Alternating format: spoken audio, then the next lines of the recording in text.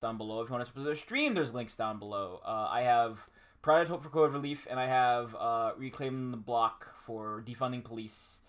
And there's also links down below for you to follow, subscribe, go to my Patreon, which has like rewards there as well. I still have to work it out. Oh, I'm on Turnabout Goodbyes. Yes, I am.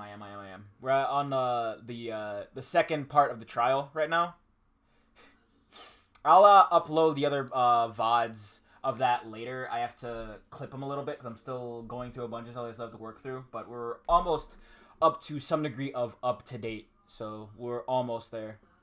You have to give me a little bit of time, though, because I am a creature of pure procrastination. Not of really... It's a fault of mine, but it's not a thing I can't exactly help. Sorry. Alright. Here we go. Trial Day 3! I remember how to play this game. I played this game. Alright. The chapter is really good. I have beaten this game already before. I just don't remember everything about it. Court is now in session for the trial of Mr. Miles Edgeworth. The defense is ready, Your Honor. Very well. Apparently the prosecution is also ready. Who's the judge here anyway? Mr. Von Kammer, your opening statement. Very well, an opening statement, so... Not so fast, Judge. I'm taking a meaningful pause before speaking. Right, of course. A prediction. Today's trial will end in 3 minutes from now. Wow. Fucking pointing at the stands. Let's see. Order, order! Mr. Von Karma, what is the meaning of your statement just now? Bah! Must you question everything? Dude, we're in a court! What are we supposed to do? We'll be in 3 minutes. We have no time to waste. I'll call my witness now. Right. I call my witness, my decisive witness to the stand. It's the mysterious boat shop owner.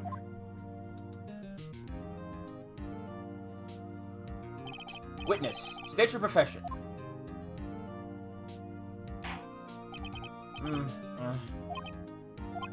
I am the proprietor of the restaurant, the Wet Noodle at Gordely. I also rent boats. Not of the incident, you were in the boat rental shop, correct? Yep, I was. Please testify. Wait a second. You still haven't heard who this old guy is. Wait a minute! What has he even stated his name yet? Because I did not ask him, Mr. Wright. Bah! I predicted this trial will end in 3 minutes. Stop asking trivial questions and cooperate. Yeah, right. The witness will state his name.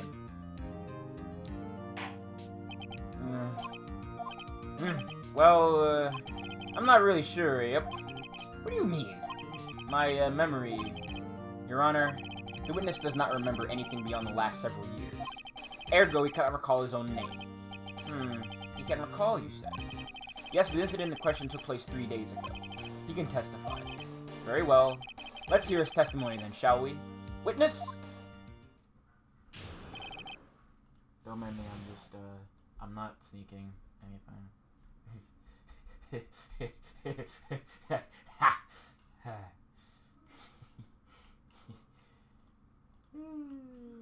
Don't worry about anything. Nothing is happening. Here we go.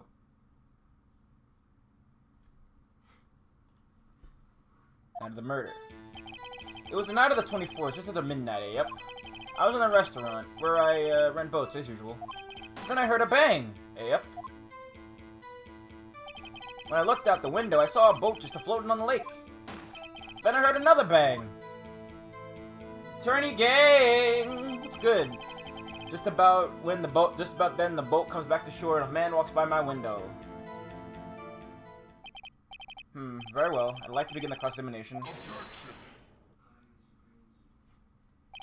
There is nothing to question in my witness's testimony. Ergo, no need for cross-examination. Besides, there are only 10 seconds left before our 3 minutes are up. Judge, your verdict now! Yes. Mr. Wright? Man door, hook, hand, card door, hell yeah. You know what's up.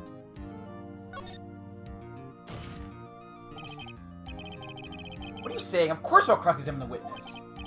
Very well, you may begin. Rah! Excuse me, Mr. Von Karma? 3 minutes just passed. I see. Well then, let's just take our time. You may cross-examine the witness. So much for your playing at the stands, Mr. Von Karma, you dickhead. The night of the murder. Night of the 24th, at midnight. Yep. Wright went boats as usual. Then I heard a bang. Jeez, 3. When I looked out the window, I saw a boat just floating on the lake. Then I heard another bang. Just about then, the boat comes back to shore and a man walks by my window. By your window? Yep, by my window. Right outside the window of my little shack. And could you see the man's face? Well, the fog was pretty darn thick, but he was right in front of me. I saw him. This is a rather important detail. Please add it to your testimony. I have a bad feeling about this. That man was a defendant. He's saying, I can't believe he's dead.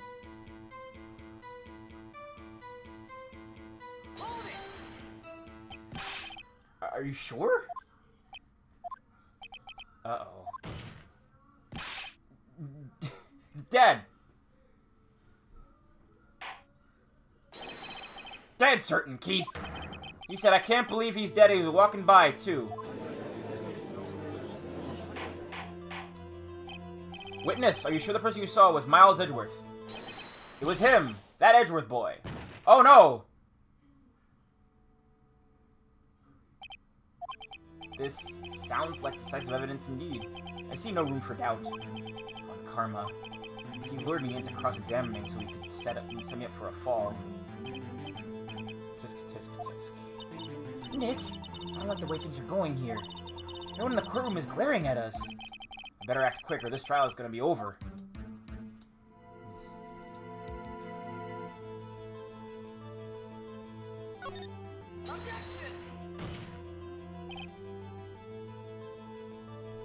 Your Honor, we proved in yesterday's trial that it could not have been Edgeworth who fired that gun. Mr. Wright, are you referring to the fingerprints from Edgeworth's right hand found on the gun and the photograph showing the man firing with his left hand? Exactly! That is easily explainable. He could have wiped his prints after he fired. You are ignoring the truth of the matter here. Everything in this witness's testimony is true. The judge is lost in thought. What should I do? Your Honor, this witness claims that Edgeworth said, I can't believe he's dead, but his word is all we have. If he were telling a lie... Mr. Wright, in a court of law, the evidence tells all. Apparently, you have yet to realize even this basic fact. If you say his testimony is a lie, show us proof. Nick, do you have evidence? It's no good. There's nothing I can do. Are you sure? To be honest, I don't know what to do anymore. Please. Can you hear me? Please. We need your help. Nick needs you. Tisk, tisk, tisk.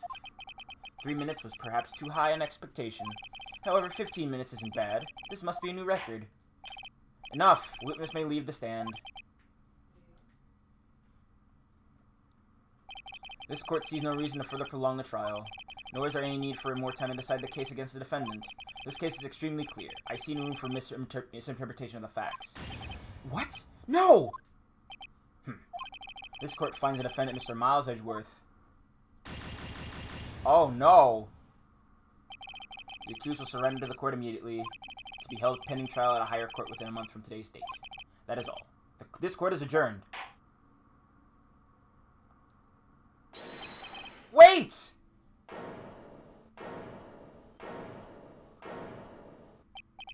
Who was that just now? Me! Huh? Wow! Larry? What are you doing here? Listen, you gotta listen to me. I was there in the park the night of the murder. I wasn't sure about it until just yesterday. But today I remembered it. Remembered what? The gunshot! I heard it too! Order! What is the meaning of this? This verdict has been decided. I call for adjournment. One moment, Mr. Von Karma. So you say you heard a gunshot? Yeah, I did. A gunshot. That night. I was sitting here in the audience listening to the testimony. Then I realized something he was said was different from what I remember. Anyhow, I can't just sit here and let you call Edgy a murderer. It's just not right. I'll testify. Let me testify. Order! Order! Well, this is the first time something has happened like this in my court. I'm not quite sure how to proceed. Judge, you've already given your decision. The trial is over. Nick, this is it. Larry's given us one final chance at this. She's right. If only it wasn't Larry. He could make things even worse. Mr. Edgewood just declared guilty, Nick. It doesn't get any worse. You're right. Okay. Your Honor, there's another witness. It is our duty to hear him speak. Right here, right now. A waste of time. The verdict cannot be overturned. Allow me to speak my opinion. In all court proceedings, it is our duty to present an inaccurate verdict. In order to make sure no mistake has been made, every witness should be heard. What is this? I withdraw my previous verdict of guilty. This is a really good case. Yeah, the way this ends, I've seen the entire thing, and it ends really well. Mr. Von Karma, I agree to call this new witness to testify. Now. What? The court will adjourn for a 5-minute recess. After that, we will hear this new witness. Court is adjourned.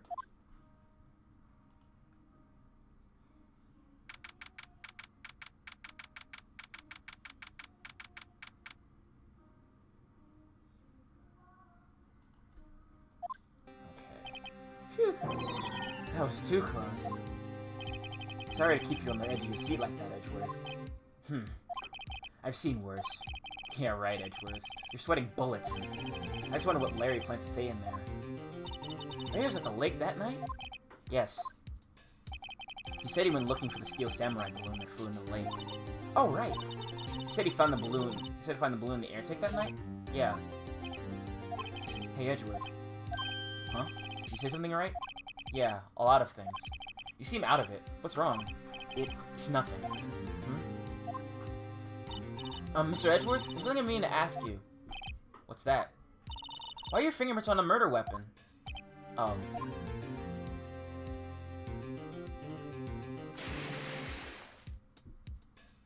When you fell into the lake, I went into a daze. I couldn't understand what had happened. I couldn't think straight. Then I saw the pistol lying on the floor of the boat in front of me. I picked it up without thinking. I didn't have a reason, really. I see. Right. Yeah? This might be our chance. Our chance? Von Karma has only ever run perfect trials. Perfect trials? Perfectly prepared witnesses, perfectly complete evidence. That's the secret to his success. This is the first time he's ever had to deal with something unexpected. He has to let someone he hasn't even talked to testify before the court. And that someone is Larry. What are you getting at? It's likely his testimony will be full of holes, right? That's right, Nick. No 10-minute trial this time. We'll milk this one for all it's worth. Hey, it was 15 minutes. 15! Everything's on Larry now.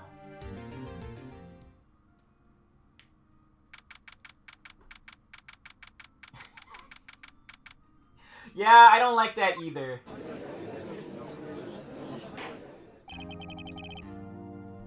Court is now back in session. Witness, please testify to the court about everything that you saw. On the night of December 24th. Right. Leave it to me. Please, Larry, don't mess this one up. I hate to admit it, but you're our last chance. Von Karma didn't even have time to prep his witness. I just hope Edgeworth is alright about this being our big break. The night of the murder. That night, I was out on a boat in the lake. I was looking for something, and I found it. So I quietly took the boat back in the rental shop dock. Then as I was thinking about going home, I heard this bang. I looked out over the lake. I didn't see a boat. So after I heard that single gunshot, I went home. Excuse me. Stop it! No! No! That was an unusually vague testimony for this court. In any case, Mr. Wright, you may begin your cross-examination. Yes, Your Honor. What's wrong, Nick? It's Larry. I have no idea what he's going to say if I press it. I'm a little scared. Well, we've come this far. There's no way to go but forward, Nick. Besides, he's not the Steel Samurai, just kind of using that as a marketing ploy. Okay.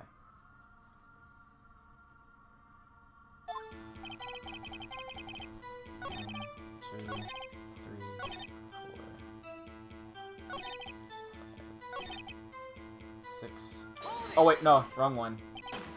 One bang, correct? Yeah. Wilnick? It was a pretty wishy-washy testimony, wasn't it? I guess I should just start working on the contradictions. Sorry, I wish you could be more helpful. I wish you could call my sister.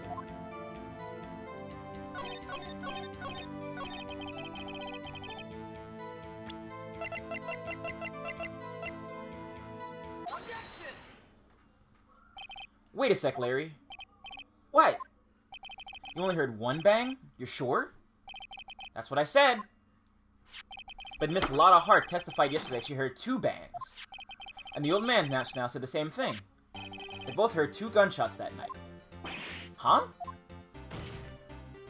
Were you even listening? Were you paying attention at all to what they said? Yo, Nick, please! Huh? You know, something's been bothering me.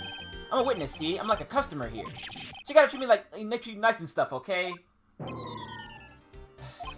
Mr. Butts. What? You only heard 1 gunshot? Are you sure? Well, to tell you the truth, I'm not sure. Eh? Not sure? How could you not be sure?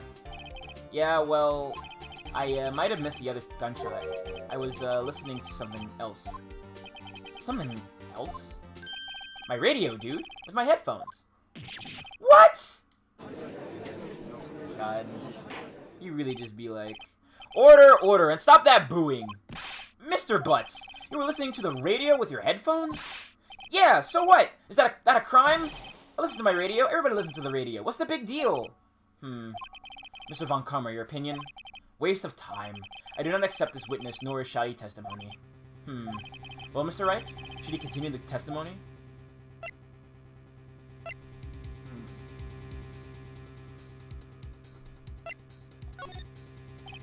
Your Honor, please allow this witness to continue his testimony.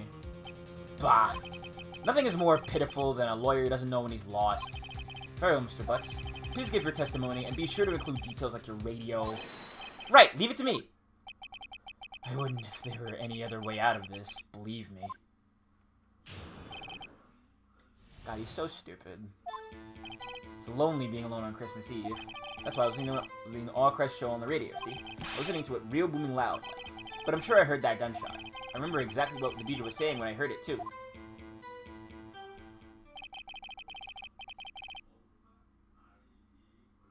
You were listening to your radio at a high volume? Yeah, what's the big problem? Can a man listen to his radio in peace? Isn't this a free country?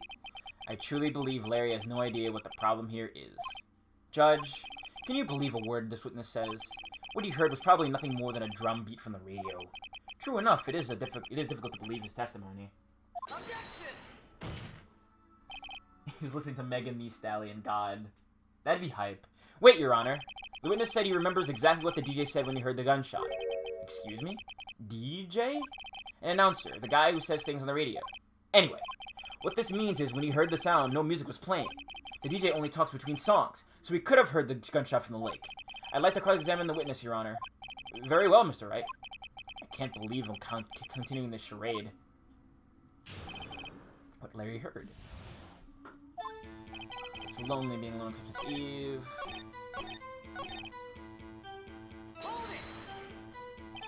What did she say? Mr. Wright, please cease these pointless questions. What possible good could knowing what a radio DJ said do us? Indeed, Mr. Von Karma has a point. I'll allow the question only if you see some reason why we should care. We should care, Your Honor. Of course we should. Why? Well, how do you know if we don't ask, Fine, very well. Mr. Butts, please testify to the court. What was the radio announcer saying when you heard the gunshot? Just when she said, hey, it's almost Christmas, I heard the gunshot.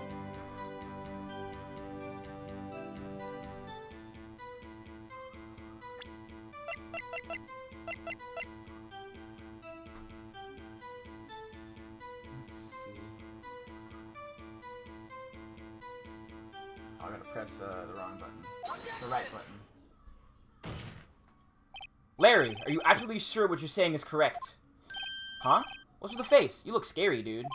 Hey, you're trying to scare me. You better know that I don't scare that easy. Is something the matter, Mr. Wright? Your Honor, did you hear what the witness just said? Oh, I'm pressing the wrong button. The DJ said, "Hey, it's almost Christmas," when he heard the gunshot. Indeed, and almost Christmas means it wasn't Christmas. Do you realize what this means? When he heard the gunshot, it was still Christmas Eve. That would seem to be the case, yes. But he should have heard that gunshot after midnight. This photograph is irrefutable proof of this fact. Let's see what the time was in the photo taken when the gun was triggered on Mr. Wright's camera. 10:25:015. 15 minutes after midnight on Christmas Day. This is a clear contradiction, Your Honor.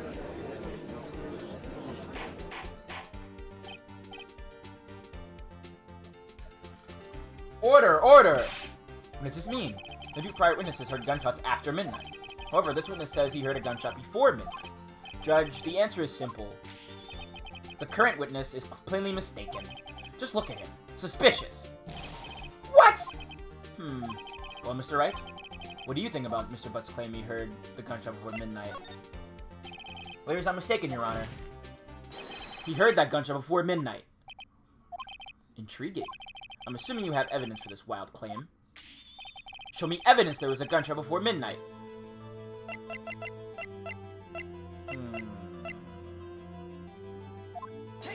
Yeah, take that, idiot. Look at this photograph. Every time I do, it makes me laugh. I did this joke before, but for some reason it's still funny to me. It was taken by our witness yesterday, Miss Lotta Hart, with her automatic camera. The time taken on the photo is December 24th, 11:50 p.m. Oh. But there's nothing on the lake on this picture. Your Honor, the real issue here is not why nothing is shown in this photograph. It is why this photograph exists at all. What do you mean? Your Honor, this photograph was taken by an automatic camera. That camera was set to go off in response to loud noises. Aha! Correct! There was a loud noise on the lake at 11:50 p.m. That is why this photograph was taken. In other words, when Larry heard that gunshot, it was most definitely still Christmas Eve. Indeed, it would seem that is the case. Then where does that leave us? Miss Hart testified that she heard gunshots after midnight. Are you claiming she was mistaken? Not at all, Your Honor. It is a fact that the camera also triggered 15 minutes after midnight. Your Honor, that night there were two sets of gunshots with a 25-minute pause between them. Why would this be? Don't be fooled, Judge. That camera was said to respond to loud noises. Yes. There is no proof that the loud noise at 11:50 p.m. was a gunshot. Why the witness could have sneezed triggering the camera. Hey, my nose was clear that night, man. Clear. Well, Mr. Wright, there's no turning back now. Can you prove that the loud noise at 11:50 p.m. was indeed a gunshot? Please show the court evidence if you have any.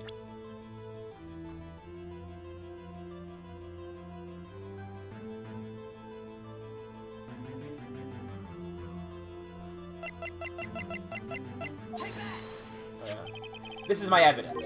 The murder weapon? Something about this pistol was bothering me, Your Honor. Both of the witnesses who testified yesterday heard 2 gunshots. However, the murder weapon was fired 3 times.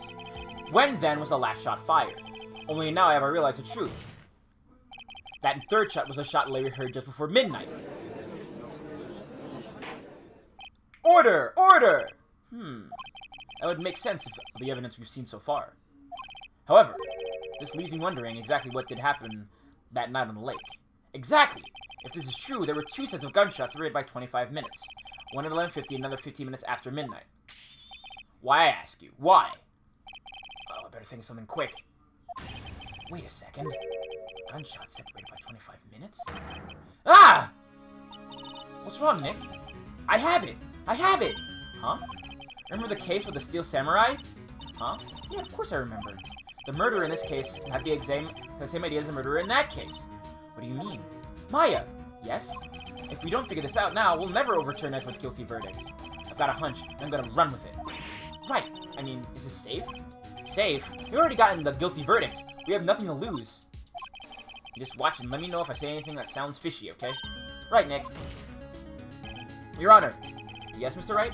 That testimony just now has cleared up this entire case. What do you mean, Mr. Wright? Tisk, tisk, tisk. So you finally realize the truth? There can be no other murderer here than Miles Edgeworth himself. Wrong, Varn Karma. A man was shot that night, but it wasn't Edgeworth who did the shooting. Listen, Ricky. Take a deep breath and consider the facts. At the time of the murder, only one boat was on that lake. This was shown by the witness's photograph. The defendant, Edgeworth, and the victim, Robert Hammond, were on that boat.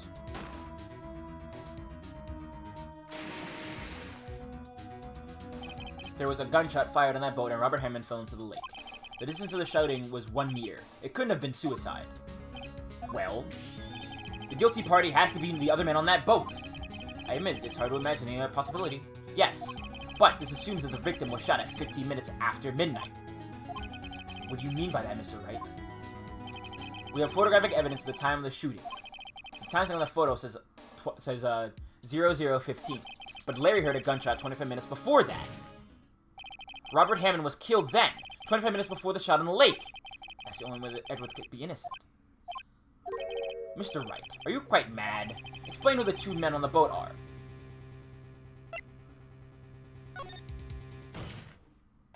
Of course, it was Edgeworth and the murderer. After the murderer killed Robert Hammond at 11:50, he assumed the guise of Mr. Hammond and met Edgeworth.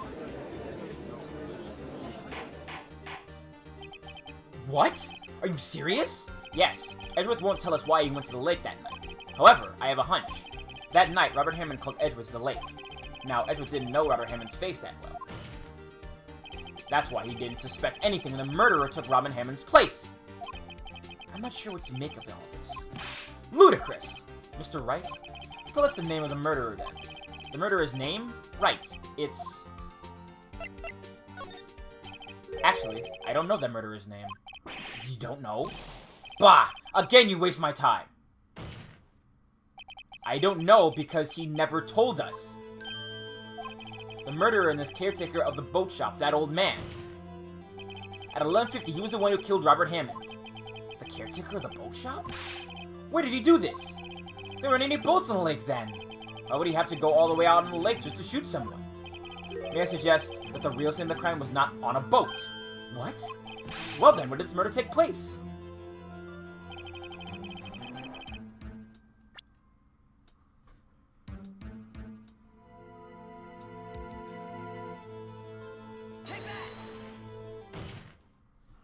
Here, of course, the boat shop where he lives. That way you can meet the victim without anyone seeing. Do you have any proof that the boat shop was the scene of the crime? Recall Larry's testimony, if you will.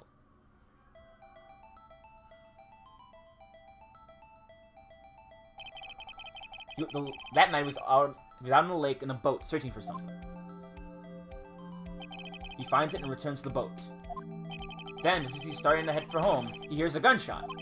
He heard a gunshot, Your Honor, even though he was wearing headphones at the time. In other words, the gunshot was very, very close by. And where would that be if he had just returned a boat? The boat shop. Mr. Wright, what happened that night on Gourd Lake? Please tell the court from the beginning. Yes, Your Honor. Nick, are you sure about this? Not really. But I think if I start at the very beginning, and I take it slow, I might just be able to figure this out. That night, the caretaker of the boat shop called Robert Hammond to his shop.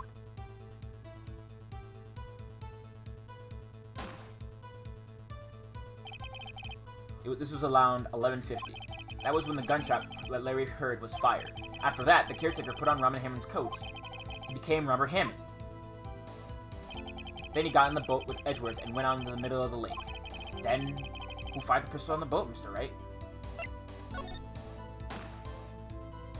Of course, it was the murderer who shot the pistol. He shot twice. Both missed Edgeworth on purpose. Wait a minute. Yes? Why would he shoot twice if he didn't mean to hit anyone? Details. Know this, Mr. Wright. The moment you run out of explanations is the moment you lose. Tell us why the murderer fired twice. I believe he shot twice to create a witness, Your Honor. Create a witness?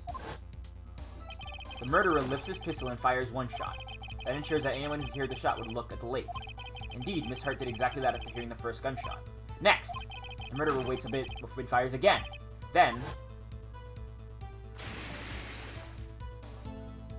the murderer jumps from the boat himself, leaving the pistol in the boat behind him. I see. Someone looking from the edge of the lake. It would appear that one of the men on the boat had shot the other. The murderer didn't know about the automatic camera, of course. That's why he shot twice to draw attention to the boat. Once you realize that, everything else falls into place. The boat shop caretaker swam back to his shop. Then he put on Mr. Hammond's wet coat, and went back on the body. And he threw the body into the lake. This is what happened, Your Honor. These are the events that transpired that night on the Gourd Lake.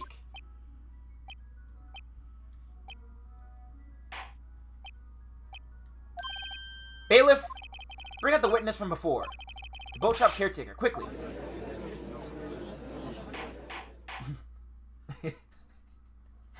Now I'm thinking of old stupid memes again. I'm thinking of that stupid image macro of, I think it's Judge Judy, and the text just says, Bailiff, whack his pee-pee. I don't know why I'm thinking about it again, because it's so stupid. Oh, it's the worst. Very well, we are waiting for the caretaker. I would like to ask the defendant, Miles Edgeworth, a few questions. Mr. Edgeworth, please take the stand. I have to find that image now. I'm sorry. I'm thinking about it too much. I'm gonna throw it up on stream.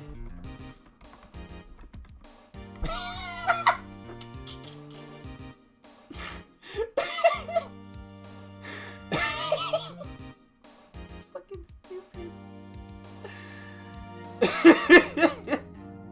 I'm not gonna throw it up on stream, but it's funny to look at. Let me close out of Chrome. It's gonna fucking tank my my stream. Mr. Edgeworth, you hear what the defendant has said? Yes. Well, why did you go to the lake that night? What Wright said what Wright has said was mostly correct. Astonishingly so, actually. Yes. Several days ago, I received a letter. The letter was signed Robert Hammond. He asked me to come to a boat shop at the lake at midnight on Christmas Eve. He said he had something very important to discuss with me. Something important? I'm sorry, I can't say what it was. Your Honor, sir. Bailiff, we are conducting a trial here. I asked you to remain quiet. The witness has disappeared. He hasn't in the boat shop. He hasn't in the boat shop either. In the case, you have to put it on screen. Okay. What? What should I do? Find him quickly. We cannot allow him to get away. Rather than whack his pee-pee. This is terrible. Oh, this is the worst. Mr. Von Comrie, witness has disappeared. A search warrant has already been issued. It goes without saying that I cannot declare a verdict under these circumstances. I will extend the trial until tomorrow, the final day allowed. I request that the police department utilize all its forces to find that witness. Am I understood? One more thing. No, it's bad. Just who is that boat shop caretaker? I think his identity has become very important to this trial. I want him, and I want to know who he is. Very well. Court is adjourned. Oh, man. December 27th, 11:22 p.m. District Court Defendant Lobby Number 2. Bailiff Pike is pee-pee! Yay, Nick, you did it! Yeah, well, at least we got out from under that guilty verdict. And what about Larry? That was something else. Even Von Karma didn't know what to do with his testimony. Larry really helped us out. Sure, once I sifted through his unique testimony. Still, he did save us. I just wish our cases weren't so down to the wire all the time. I know what you mean. Sometimes I feel like it's us on trial instead of our clients. Hey, Edgeworth. Mr. Edgeworth? Did you say something? Don't look so pained. I mean, it looks like you're probably going to get off the hook. You could try to smile just a little. Relax. I'm sorry, but I fear it's not over for me yet. What do you mean? Right. There's something that's been troubling me for a long time now, and I don't know whether or not to tell you. Edgeworth? No, there's so little time left. I want to tell you to get it off my chest, but... I can't make up my mind. What is this about, Edgeworth? It's a nightmare I've had. A memory of a crime that I committed. A crime you committed? A memory of a murder. Whoa! Murder!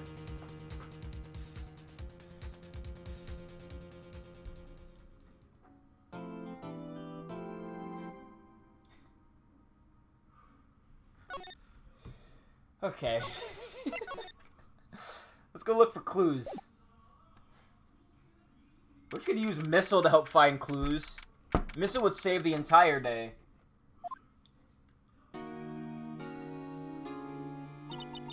What's Mr. Edgeworth talking about?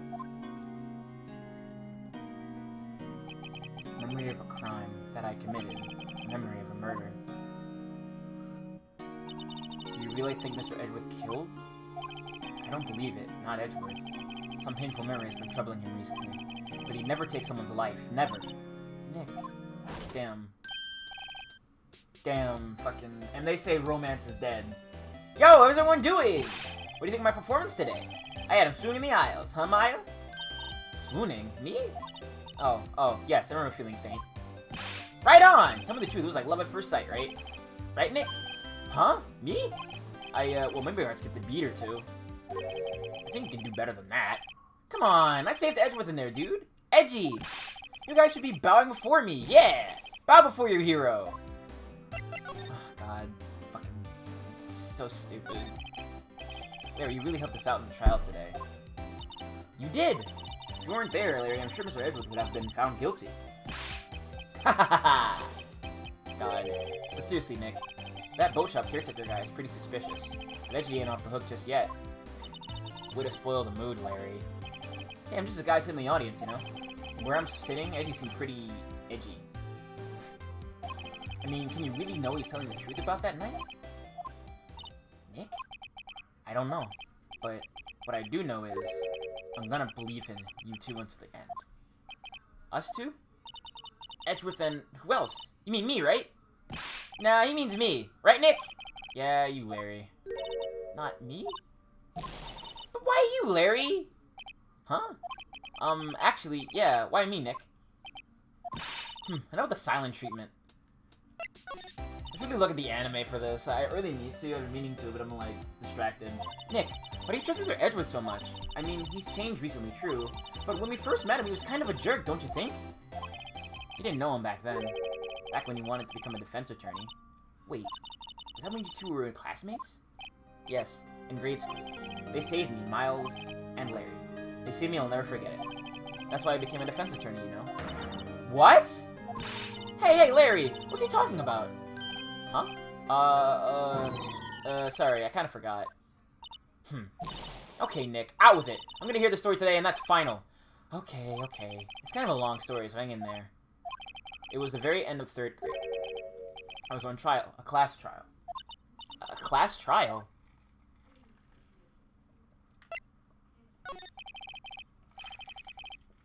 You remember Larry? Spring end of 3rd grade? A kid in our class got his lunch money stolen.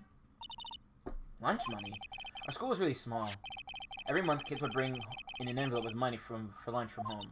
Huh, I see. Anyway, this kid's envelope disappeared, with $38 still inside. Oh, yeah, now that you mention it, I do remember that. I can see why you'd forget, though. You were out of school that day. Anyway, the envelope had been stolen during PE class. I was coming down with a cold, so I skipped PE that day. I was the only one not in the class. So, they thought you did it? Yeah. The kids in class said I should put it on trial. Trial? So the next day we held a classroom trial with me as the defendant.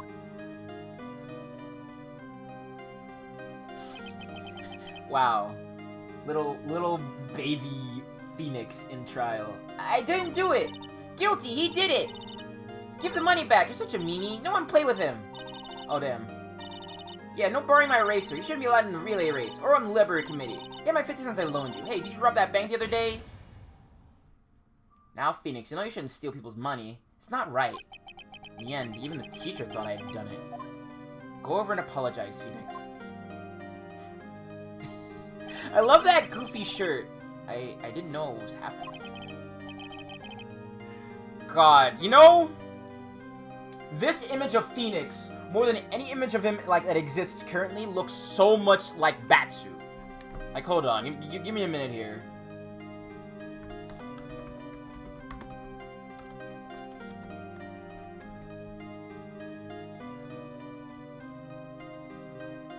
Like, it looks like him, like the way his hair is, it looks so much like him. Hold on, let's see if I can find a good image. 1 second.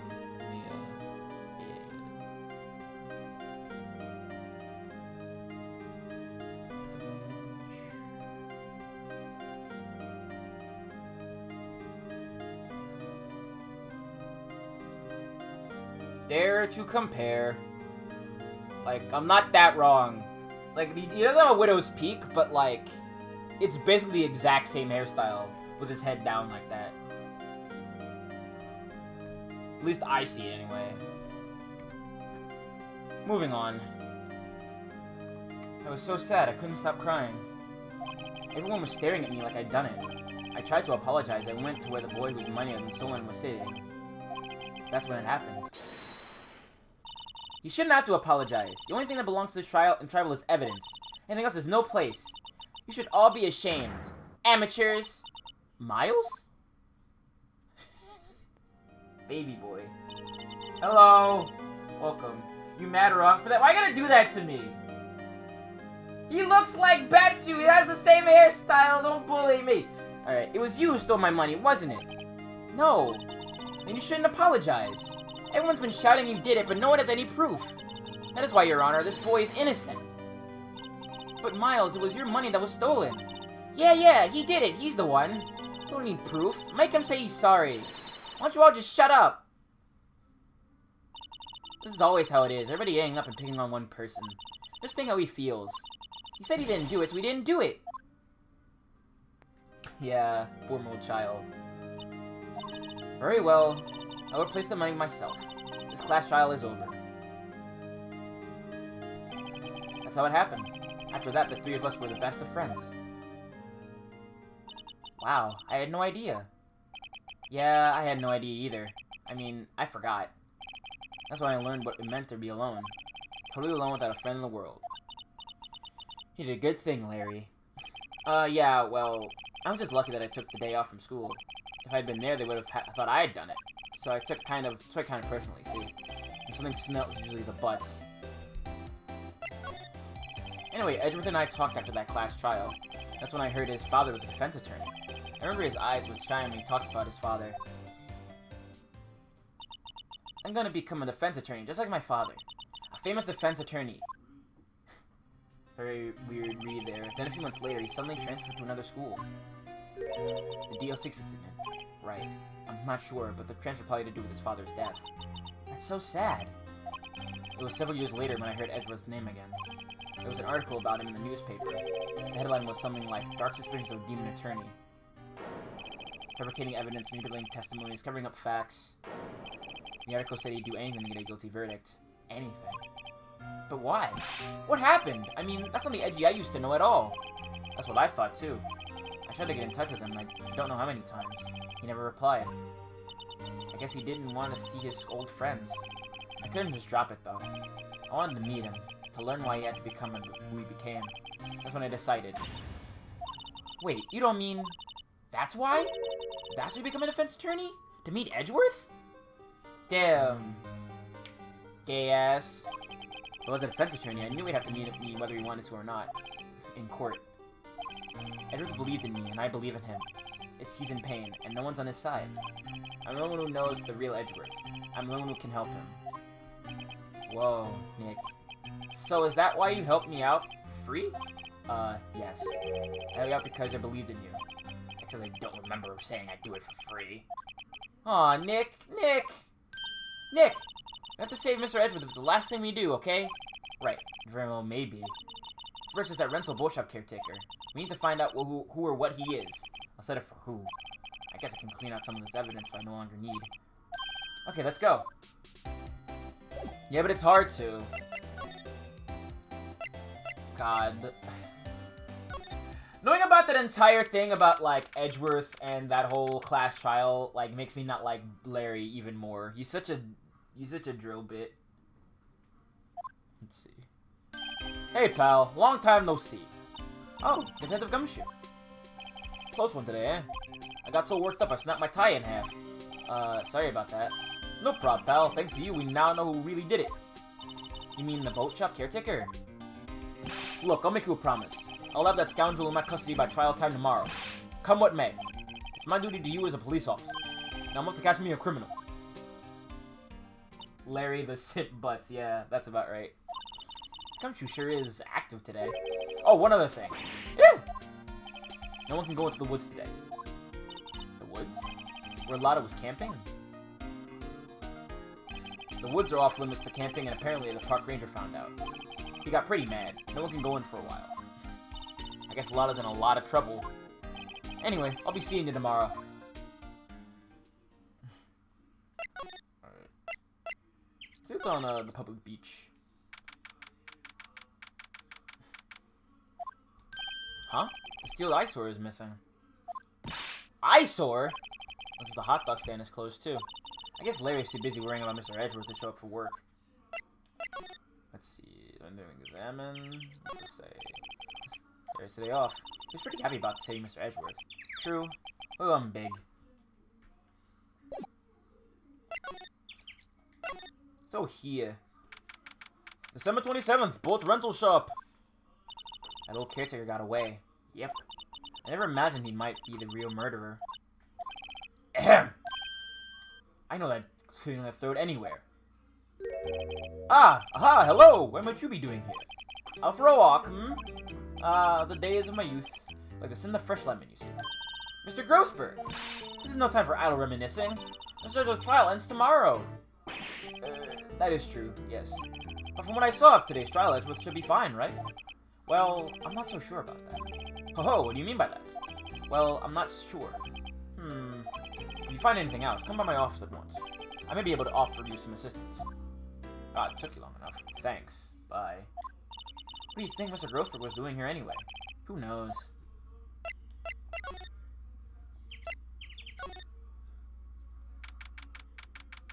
And 27th, caretaker shack. Nobody's home. Hello, hello. Hey, it's Polly. Wonder where your owner's gone, Polly. Hello, hello. Can't believe he ran off and leave his poor parrot to fend for herself. Hello, hello.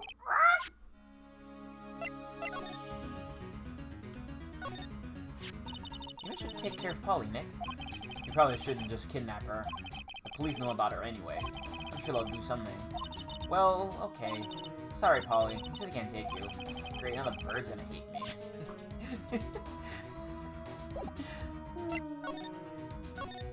God, I love Phoenix's character.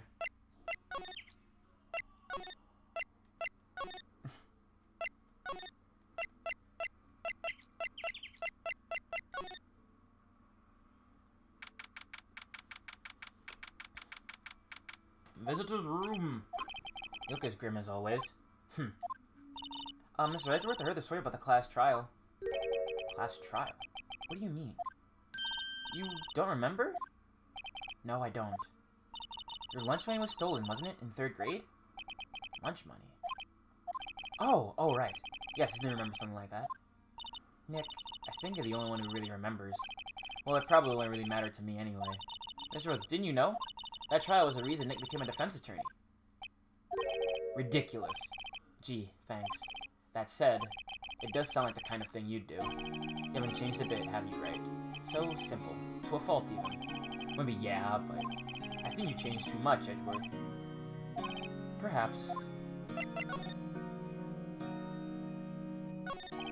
Yeah, never. Never. Edgeworth, why'd you become a prosecutor anyway? You used to look up to your dad. You said you wanted to be a defense attorney, right? I couldn't let myself deny reality like you. What do you mean? My father was taken from me, and you want me to defend criminals? I'm sorry, Wright, but I'm not that good of a person. One sister was apprehended in your father's murderer, right? Yes, the man trapped in the elevator with my father. His name was Yanni Yogi. He had to be the shooter, any way you look at it. Yet, he was found innocent. That defense attorney got him off the hook. That would be Robert Hammond. On that day 15 years ago, the 3 of us were trapped in that elevator for 5 hours. When we were rescued, we all suffered oxygen deprivation. I had lost the memory of the murder.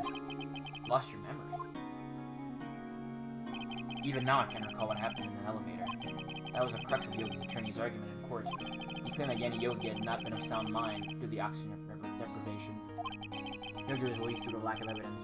Innocent. That's when I changed my mind. I started to hate defense attorneys. What's your relationship with Von Karma? He's my teacher, and a man who deserves respect. Excuse me. I learned everything I know of courtroom techniques from him. So he's like my sister was to you, Nick. He's a perfectionist in all things. In courts, in his personal life, he's obsessed with doing everything perfectly. Perfectly, huh? In all the cases he has taken on, none were left unsolved, and not one suspect was declared innocent. Ever. But that's... I know. It's possible some of the suspects were indeed innocent. However, it is impossible for us to accurately determine that in every case. All Varkarman does is his job, to find suspect guilty perfectly. In any case, it's nigh well impossible to find a weakness in him. Should a weakness appear, he would do everything in his power to make it go away. Edgeworth? What if you're saying is true, you're headed for a guilty sentence tomorrow? He's right! That was no time to praise the enemy, Mr. Edgeworth. It's a strange situation in which I find myself in, I'll admit. No kidding.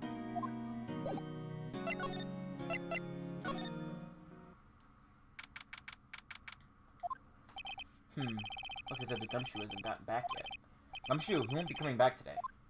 Oh, really? He said there was some guy he had to arrest by tomorrow. The boat shop caretaker. He shouted something about catching him for the last thing I do, pal. Good luck, Gumshoe. Alright, so... where am I going now?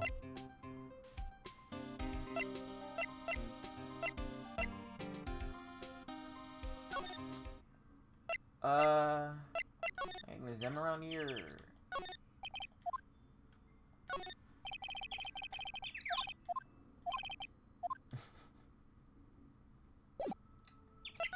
Let's see. How about back to the boathouse?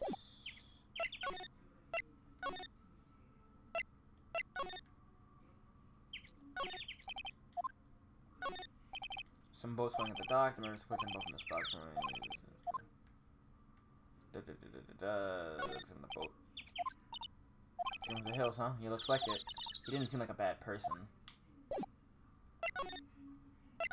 Let's look inside again and examine some things. Everything's cold. Unless he didn't turn the heater on. I guess he hasn't been back here since the trial. Alright, so that's good. Examine Polly. That reminds me, Nick. Polly here knows the number for the safe, right? Yeah, that's right. Polly, what's the number for the safe? 1228! Let's open it, Nick. Come on. I'm sure there isn't any money in there. Aw. But hey, he keeps it locked, right? There must be something of value in there. I'm not so sure. Okay, Nick, let's see what's in there. Yeah, there might be some clue or two. And here's a letter. A letter? Aw, boring. There's no name or signature on this letter. It's handwritten in very precise, clear letters. Get your revenge on Miles Edgeworth. Edgeworth! Nick! How would Mr. Edgeworth's name be on here? How should I know? I'm gonna read the whole thing.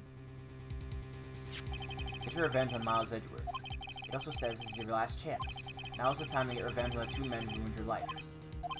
The rest of the letter goes on to describe the murder plot in detail. How to kill Robert Hammond and frame Edgeworth. Calling Edgeworth out in the lake, getting on the boat, firing twice. This is exactly what I figured out today in court. It's all here, in perfect detail. What do you think it means, Nick? I don't know, but it looks like these are instructions for that caretaker. When he killed Robert Hammond and called up Edgeworth, he was following instructions. Who could have written that letter? And what does it mean, get revenge on Miles Edgeworth? Look, I don't know, okay? But one thing's for certain. This letter is an amazing clue.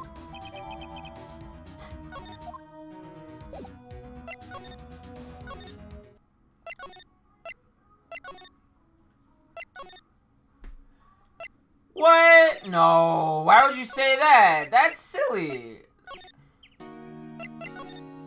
That's silly. Don't worry about it. It's fine. Edgeworth, see this letter? This came out of the safe in that shack where that boat rental caretaker lives. I see. Revenge? On me? Who is that old guy anyway? I don't know. Could he be an innocent defendant who got declared guilty or something? Nice, right? But I don't remember that old man. Not at all. So he was following this letter then? Which means there was someone else behind it. Also telling revenge on the two men who ruined your life. Two men, meaning myself and Robert Hammond? It also says this is your last chance. Last chance? Wait, maybe he's talking about the statute of limitations on the DL6 incident. Wait, that old man. What is it? You know who he is? Yogi. Could he be Yogi? Yogi? The suspect in the DL6 incident. The one who was found innocent. And and Yoga was a court bailiff at the time. We just happened to be in that elevator together 15 years ago.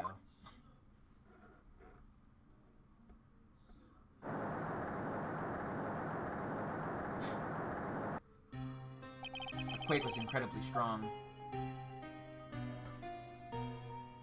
Before I knew it, everything was dark. We were there for so long, it felt like forever.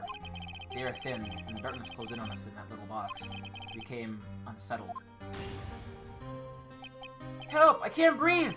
Quiet! I said quiet! You're not making this any easier. I want to get out! Help! Get us out! Don't shout. You'll just mix up more oxygen.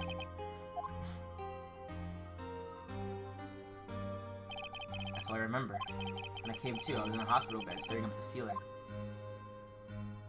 In court, Yogi's mental condition was called into question. They claimed the oxygen deprivation and stress had caused temporary insanity.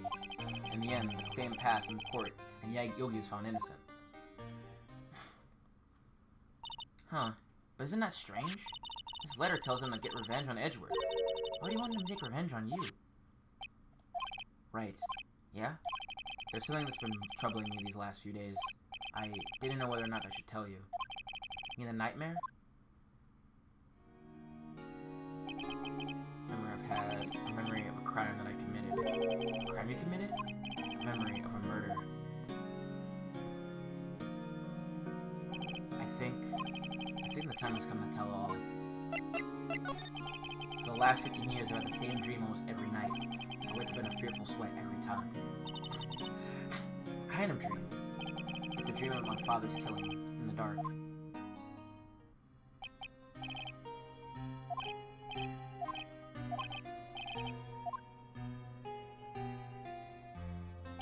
I can't breathe. You're using up my air. What? Stop breathing my air. I'll stop you. Ah! What? What are you? Stop breathing my air! No! He's attacking father. Then I see the pistol lying on my feet. I don't know if it was evidence from that day in court or the bailiffs. In a daze, I pick up the pistol. Get away! Get away from my father! Wah! And with that scream, I wake. It's a bone-chilling scream. A scream that has rung in my ears the past 15 years. But that's just a dream, right? Right? That thought is the only thing that's kept me sane for the last 15 years. But what if I'm wrong? What if it's real? They say that sometimes people shut out memories in self-defense. Maybe it was I who killed my father. What? If you think about it that way, this letter makes sense. Get your revenge on Miles Edgeworth. Think about it. Yogi was really innocent. That's why he wanted revenge against me. Wait, Edgeworth, you mean... It was me. I was a true criminal of DL6. I shot my father. This is bad. What are we going to do, Nick? What can we do? I don't know. I don't think there is anything we can do. Like it or not. If there's someone else who knows a lot about the DL6, then maybe. There is, Nick! There is someone else who knows about the DL6.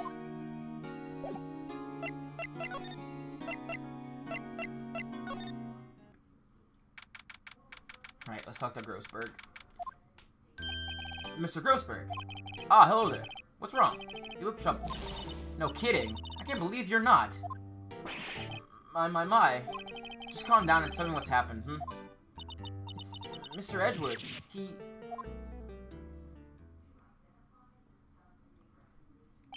I see. So Edgeworth dreamt he shot his own father? It's only a dream. Only a dream! I wonder. What? If that's the case, then why do you two look so troubled, Well, also consider this. Yogi quite certainly holds a deep grudge against Miles Edgeworth. So deep you want to frame him for murder. This leads me to surmise that Mr. Edgeworth's dream was not a dream. It was real. As you imagine. Miles Edgeworth threw the pistol to save his father. The pistol fired, and the deed was done. No! I don't believe it! Yogi was suspected of murder, and his caretaker's bailiff was irrevocably wrecked. Because he lost his job, I guess. Thus, he sought revenge on Miles Edgeworth. This was his last chance, of course, with the statute of limitations so close. What do you know about Edgeworth's father? He was a defense attorney without peer. It sounds trite, but it's true. Well, he might have had one here now I think about it. Your mentor, Mia Fey. My sister? Gregory Edwards was a very disturbing of Mr. Von Karma's techniques. That's no surprise. Von Karma is an extreme man. Forged testimonies and evidence are nothing to him. As a result, he has a perfect win record in court. To beat him, Gregory Edwards tried to call attention to his methods. And he lost. And died in despair as it were. Let's see. When Gregory Edwards was killed, the police called the spirit medium. That was your mother, Misty Fey. I am Gregory Edgeworth. I have been killed. The one who shot me was the bailiff, Yenny Yogi. Yet Yogi was found innocent. That's when my mother left us. Everyone called her a fraud. That's right. Everyone thought she was, you see. Yet, now that I think about it, it seems the one who lied was Gregory Edgeworth's ghost. Gregory Edgeworth must have known who shot him. I don't believe it. So you're saying he falsified his testimony? That Edgeworth's dad lied to protect his son? It's only a possibility, mind you. But a possibility nonetheless. Don't worry about it, it's fine.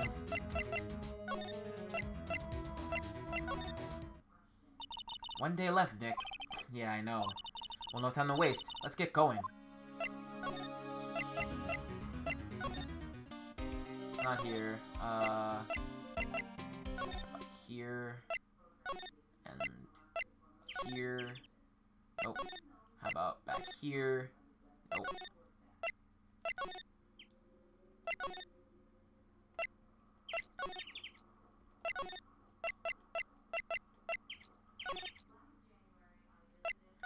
I don't think that's the case. I don't think his parents were actually attorneys. But yeah, it is a lot of just deep... This is a tangled web we weave, basically.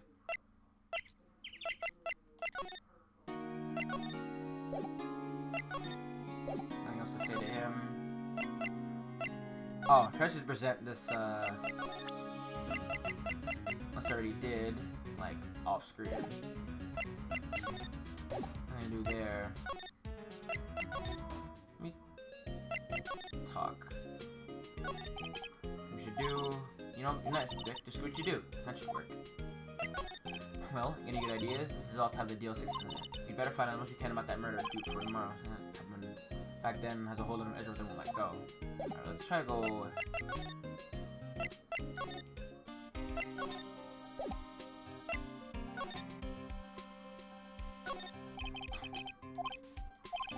That's not possible. The world ended yesterday! He's reading predictions from the future on someone's homepage. He must be one of the detectives. He's mumbling something to himself. Please, think about what you're doing, Jolinda. Don't take my Tommy away from me. No! He must be doing the training for a nasty divorce argument.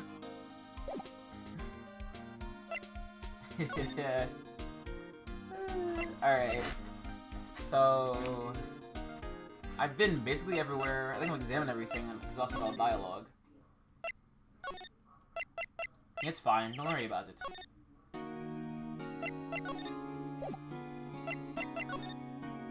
Let's present this thing to him. Oh, so this is the letter? It does seem that Yogi was following this letter when he killed Hammond. So why would kill Robert Hammond? Hammond was a skilled defense attorney, but he defended clients not for their sake, but for his own. Huh? His own sake? He never trusted his clients that one. The only thing he trusted was his own ability. But he got his client found innocent, so why should it matter? Actually, my dear, it's quite different. He won the innocent verdict for no one but himself. He was a free man, but socially he was ruined. Huh? You'll understand soon enough. Wait, what is it? This letter. I've seen this handwriting before. A long time ago. Whose handwriting was this? Do you have any idea who wrote this? Could it be Manfred von Karma? Von Karma? How would he have something to do with this? Well, I'm not sure. Von Karma. Von Karma. Wait! You're right, my boy! This is Von Karma's handwriting, I'm sure of it! I used to see it all the time on court reports. What? But that means... The one who told Miss Yoga to kill was... Correct. Manfred von Karma himself.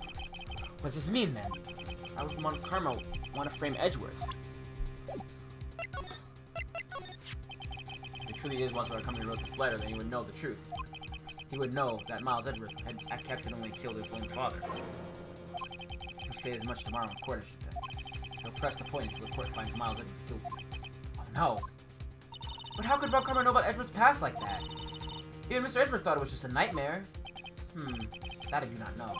Yet I do know that Von Karma is both persistent and a perfectionist. You might be seeking to satisfy Gregory Edgeworth by hurting his son. What do you mean? It was 15 years ago. Von Karma met Gregory Edgeworth in court, and Von Karma did win, but he didn't make it through the trial unscarred. What happened in the trial between Edgeworth's dad and Von Karma? Von Karma got the guilty verdict he wanted. He won the trial, but Gregory Edgeworth accused Von Karma of faulty evidence. And though he lost the trial, Mr. Edgeworth's accusation stood. Faulty evidence? It was the only penalty Von Karma has ever received in his career as a prosecutor. Gregory Edgeworth dealt the blow with a perfect trial record. Wow. It must have been quite a shock for Von Karma. He took a vacation for several months after that, you say. Vacation? Yes, an unusual event for the man. That was the first and last vacation he's taken in his many years of prosecuting. Really? He doesn't take vacations? Like, go to the sea or to the mountains? Well, he's never been to Europe. You have strange ideas about vacations, Maya. In any case, that was the only time he took a vacation from work. I believe the penalty upset him quite a lot. Odd. If he wanted to keep a perfect record so badly, why would he take such a long vacation? What do we do, Nick? Von Karma's going to bring up DL6, you can bet on it. What if Mr. Edgeworth pleads guilty to DL6? I won't let him. Yes, Mr. Wright. I hate to say this, but even an accidental murder is murder. I know that! I just believe in Edgeworth's innocence. I can't believe he killed someone. But Nick, this was the Mitson himself. His father must have lied to protect him even from beyond the grave. I don't care. I know he's not guilty. Mr. Wright, if you say so, I suppose I could go check again. The police files might hold something of interest. Mr. Grossberg, thank you. I can't promise anything. In fact, I think the chances of finding something are slim. I understand. Police materials. It's not censored, it's important. It's important knowledge.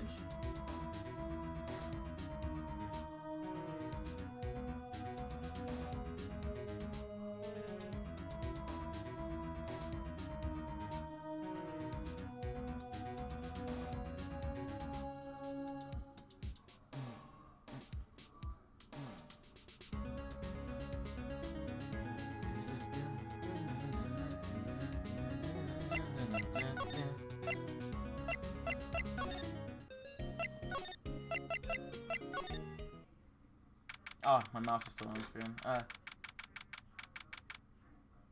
Oh, I don't know. Weird.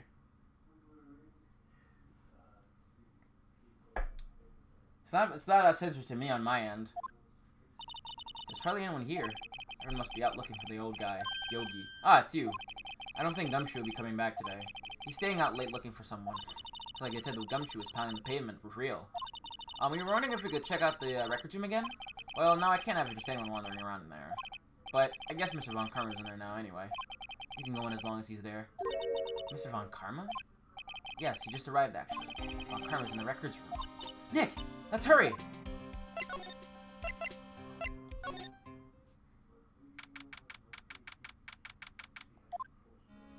Dusty as always.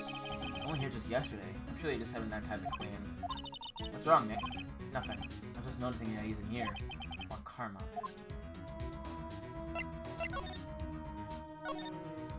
Huh? One of the drawers is open. Someone must have been looking in it recently. The label says unsolved cases evidence. Unsolved cases? Nick! The file for DL6! It's completely empty! What? What are you doing in here? Ah! Von Karma! You. How do you know my name? Huh? Have we met? What are you saying? We see each other every day, don't we? We're Miles Edgeworth's defense team. Defense team? Damn, I beg your pardon. You see, I really remember defense attorneys. They're like bugs, needless things to be crushed. I can see how this guy was Edgeworth's mentor. Mr. Edwards, your student, right? A romanticist who still can't shed that veneer of amateurism. Just like his father. Always second rate. Mr. Von Karma. You had an axe to grind, Mr. Gregory Edgeworth, didn't you? Me? A grudge against a mere defense attorney? Why? Is it to bully your otherwise perfect trial record? So you did. But what I don't get is, why do you take his son under your wing afterwards? The son of your most bitter rival. That, my dear attorney, is none of your business.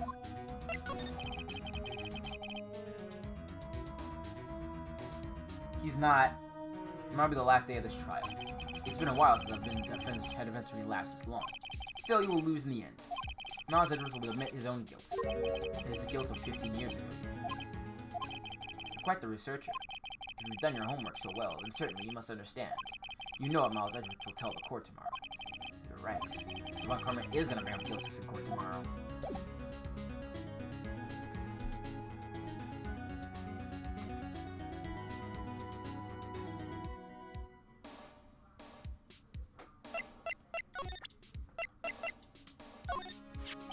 Mr. Von Karma, have a look at this. This was you, wasn't it? You instructed Yanni Yogi to commit murder. Yanni Yogi. How many years has it been since I've heard him called by that name? He's a fool. I told him to burn it after I reread it. So you admit it! You wrote Mr. Yogi this letter! Yes, my dear defense attorney. Thank you for taking the trouble to bring it to me. You've saved me from a lot of needless hassle. What? Nick! What is that thing? Oh god. A stun gun for self-defense, usually. Indeed. 600,000 volts will course through your body like a dog touching an electric fence. 600,000? Oh, don't worry.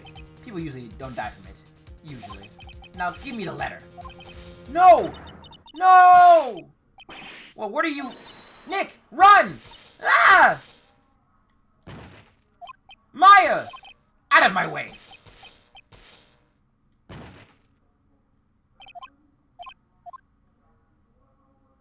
Well, shit. He got us. The letter's gone, of course. And he took the Deal 6 evidence. All of it. Back to having no clues. Wait. Maya jumped first. Maya! Is she okay? Maya! Yeah, but they're cops. What are they gonna do? Throw a donut at him? Please. Maya! Open your eyes! Maya! The letter! Did he take it? Huh? Oh, yeah. Are you okay? I couldn't stop him. I jumped as fast as I could, but one shot from that thing knocked me out cold. I'm useless. I'm no good as a lawyer or a medium. I can't even call my sister. Not even now we need her the most. Wish I hadn't woken up at all. Maya! Ugh. There has to be some way I can help her. Better do something about her self-confidence first. Maya, she's holding something. What is that? A bullet? Deal 6 evidence number 7, taken from the heart of Gregory Edgeworth. I remember. Von Karma was holding this when Maya jumped him. I'll prove it to you, Maya. You're most definitely not useless. I'll prove it to you in court tomorrow. Yeah, they're cops. What are they gonna do? Like, they're shitbirds. Name me one time a cop has been useful. Like, give her a break. She's had a rough couple of days.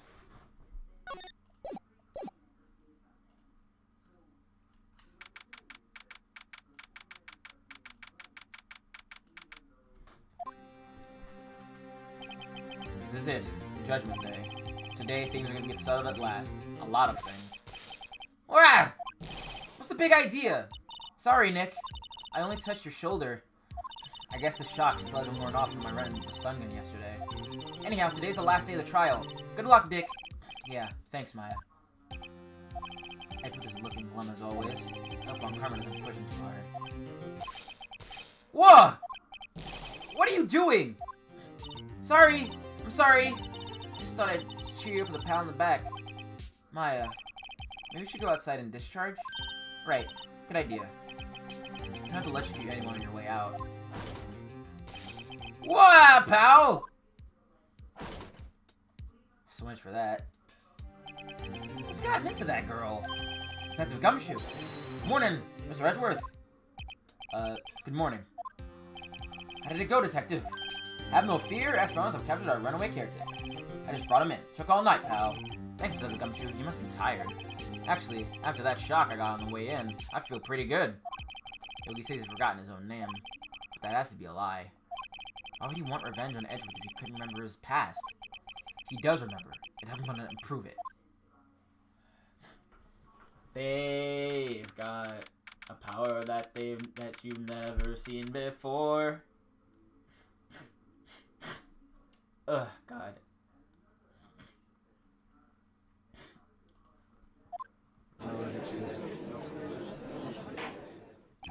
Court is now in session for the trial of Miles Edgeworth. Defense is ready, Your Honor. The prosecution is ready. Right, very well. We have reached the final day on proceedings of this trial. I ask the prosecution to admit decisive evidence. Understood. Come on, don't be awed and decided by every little thing he says. Very well, Mr. Von Karma. Your opening statement. Right. Thanks to Detective Gumshoe's efforts, the Port Rental Shop caretaker has been arrested. In yesterday's trial, the defendant asserted that the caretaker was the murderer. However, the caretaker has yet to confirm this. I would like to ask the defense to cross-examine him as much as necessary. Very well. Please bring the witness into the court. Ladies and gentlemen of the court, I believe you remember our witness. He lives in the boat rental shop on the lake from where he witnessed the incident. In addition, he has currently lost memory of his name and identity. Witness! Why did you run away yesterday? Witness was not running away, as he will now testify. I see. Very well. Please begin your testimony. Wish I had tissues in here. I left court. I'm really sorry about just leaving yesterday like they did. But I wasn't running away or nothing. I went to buy some food for policy. I figured I got nothing to do with this incident anyhow. I mean, I need one of those motive things, right? I don't got one. So my testimony yesterday stands as is.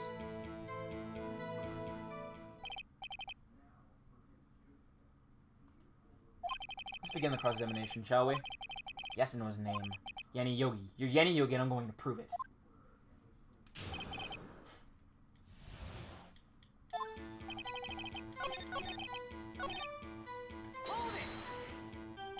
You've lost much of your memory, is that correct?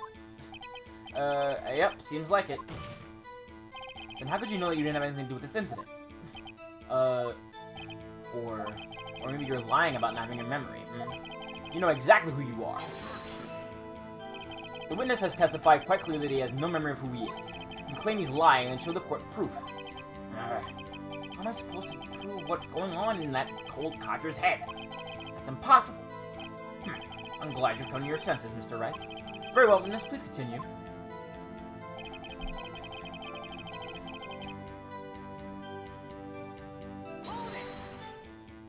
How can you say you had no motive? I say you do. You had a grudge against Edgeworth and the victim, Robert Hammond. That's why you took revenge on him, right? Please don't make me repeat myself, Mr. Wright. This witness has no memory of anything beyond several years ago. He can't hold a grudge, it's impossible. I have to prove he's lying about his memory. Otherwise, it's going to be the same thing over and over until the trial ends. Might I say something, Mr. Wright? Yes, Your Honor. You've been saying the same thing now over and over. You've been calling the witness's memory of the past or lack thereof into question. But does this really have anything to do with the current case? Of course, Your Honor. The witness has said he has nothing to do with this case and no motive. Both these statements are lies! Order! Order! Mr. Wright, there is a serious problem with your claim. Or are you saying you know who this witness is? Of course, Your Honor. Ho ho! Now this is interesting. I would like to know myself. So who is he? Don't play dumb, Von Karma. Fucking asshole.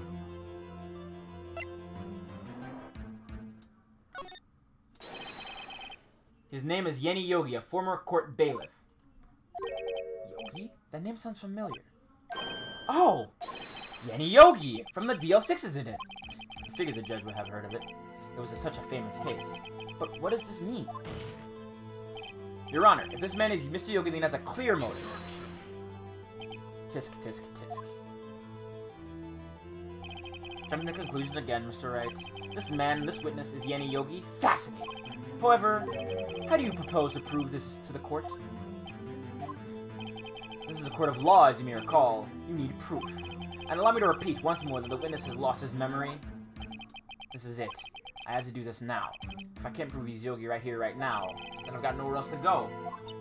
Nick, how are you gonna prove it? How can you prove that he's Yanni Yogi? It's okay. It's actually quite simple. Your Honor, please take this man's fingerprints. Then we'll compare them to the fingerprints of the file for Yanni Yogi 15 years ago. See, that makes sense. Tisk, tisk, tisk. Huh? I'm very, very, very sorry, Mr. Wright. Why? The witness has no fingerprints. What? No fingerprints? You see, before I worked as a caretaker, I worked at a chemical plant. I burned my fingers working with the stuff. Yep. What? Yo, you sneak.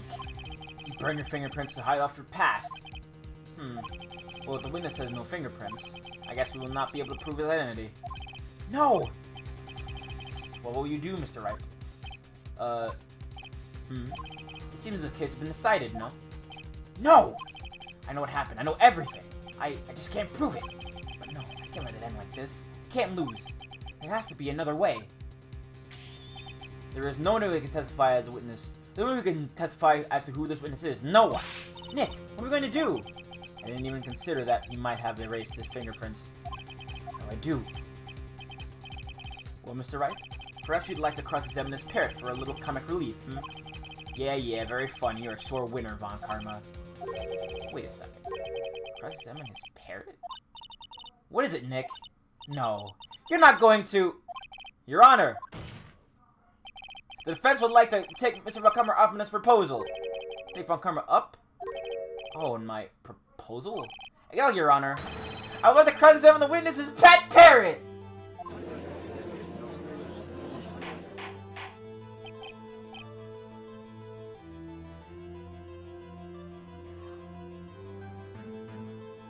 Fucking video game and a half. Order! Order! Well, what do you think, Mr. Von Karma? Need you even ask? This is a farce. I object. Wait a second. You were the one who suggested I cross him the parrot, Von Karma. I have a right to do as you suggested. Well, if you're so desperate, then please be my guest. Of course, should you go through with this, and nothing comes of it, then I hope you're ready for the consequences.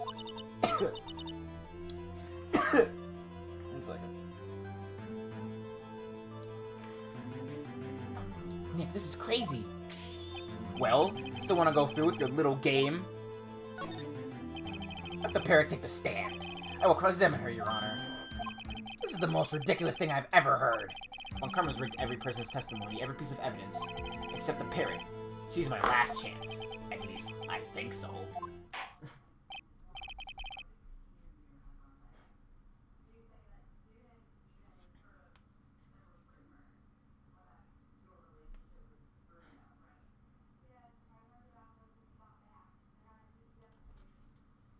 Bailiff, bring in the parrot.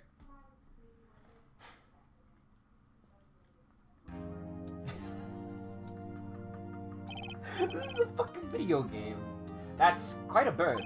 Please tell us her name? Name! The witness is ignoring me. It must hurt to be ignored by a bird. Very well, witness. Who is your owner? Please testify for us. Who's your owner? Hello, hello. Yeah, of course. Just on their arm. Like a pirate. Certainly the most concise testimony we've had so far. Very well, begin your cross-examination. Right. What are you going to do, Nick? I don't know. What do we do, Maya?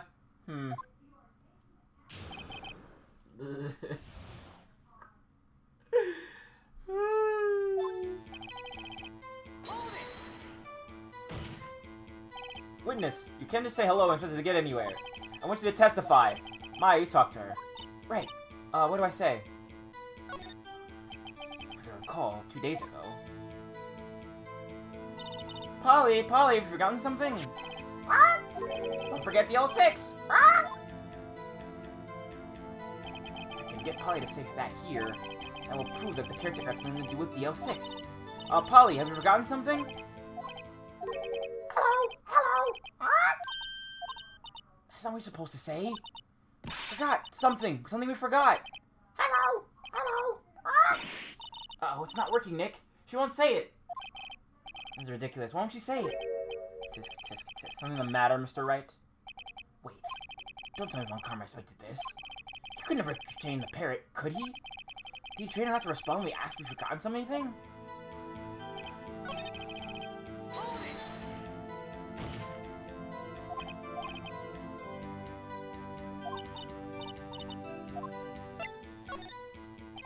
I should get her to say her name. Polly! Polly! What's your name? Polly! Polly! Mr. Wright, I think we've established that this parrot is named Polly. Does this have anything to do with their owner's identity?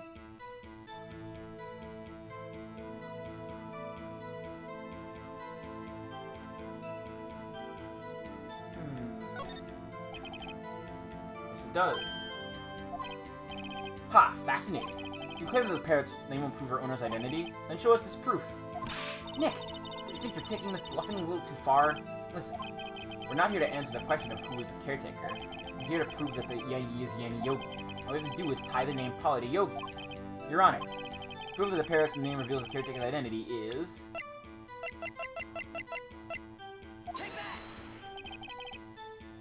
the DO6 case file. That's quite a large file you have there. Which page is this proof on, then? Show us or stop wasting our time. Very well. Mr. Wright, please show us the page. Where in this file is the information pertaining to this parrot's name?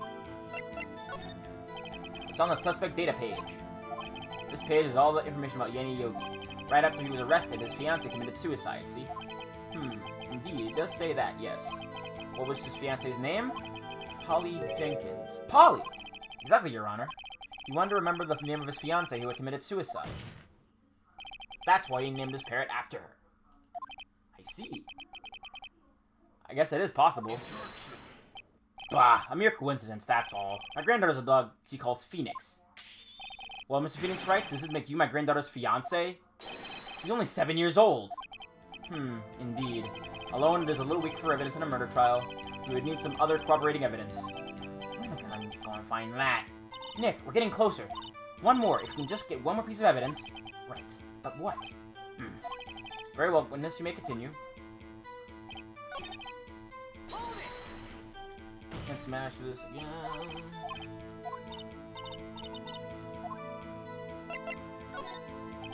You'll get her to say the number that's safe. Huh? The safe? Why? Let's try to get her to say anything, okay? Polly, what was the number to the safe in the shack? 1228! 1228! My, what a reckless parent. Well, Mr. Wright, you aren't claiming that this number has something to do with the caretaker. Actually, it does. That's why I had her say it. Ha! Ridiculous. How can the number to a safe tell us who the caretaker is? Show us your proof. What could possibly link this number to the caretaker's true identity?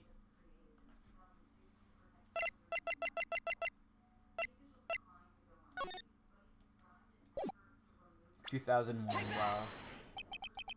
The DL6 case file. What's the obsession you have with that case? Mr. Wright, where in this file is something related to the murder?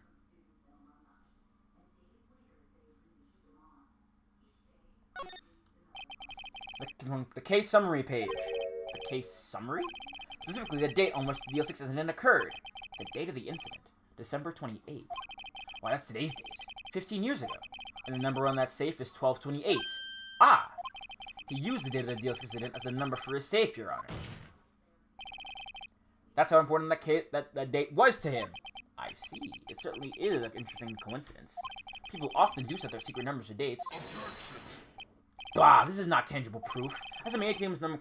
I set my ATM's card number to 0001 because I'm number 1. There's nothing to do with the date. Nothing. That's enough. I think we've reached a conclusion here. This is a mere coincidence, that's all. True, that is a possibility. However, two coincidences at the same time is more than a pattern to me. What are you saying? Summon the caretaker of the boat shop. Immediately.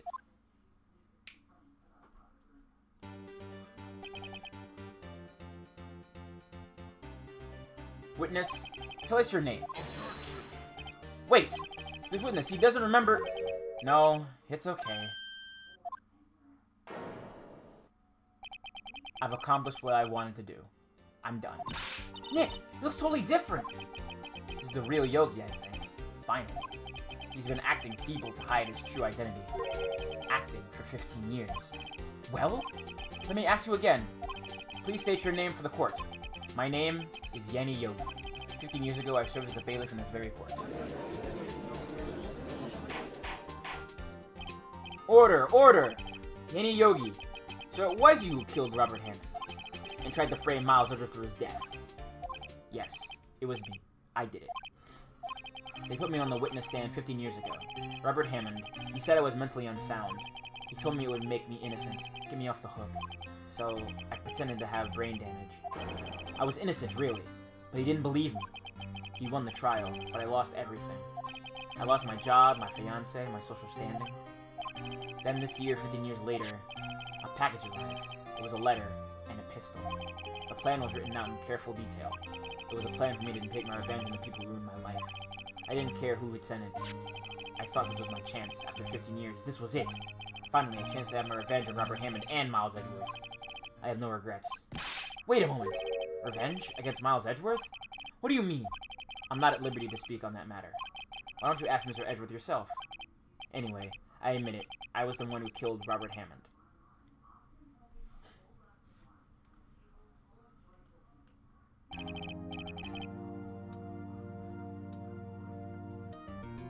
Mr. Von Karma, where is Mr. Yogi? Under arrest, Your Honor. I saw no room for error in his confession. Then, the defendant, Miles Edgeworth, is innocent. In this case, at least. Very well. Will the defendant please take the stand? There are a few mysteries left unsolved. Still, you are cleared of suspicion for this particular case. Also, I'd like to pass judgment on the murder of Robert Hammond. Any objections? I don't believe it. Why isn't Von Karma saying anything? Very well. This court, finds the defendant, Mr. Miles Edgeworth, not guilty.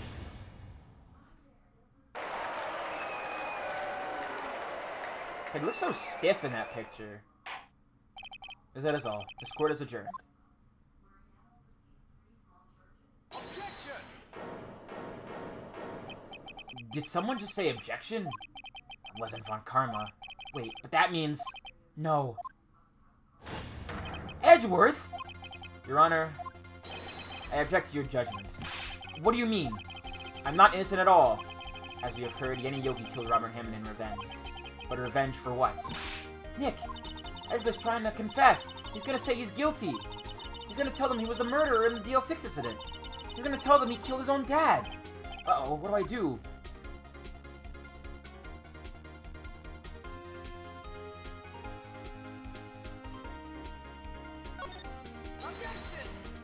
The judgment has already been passed. I object to Edgeworth's outburst.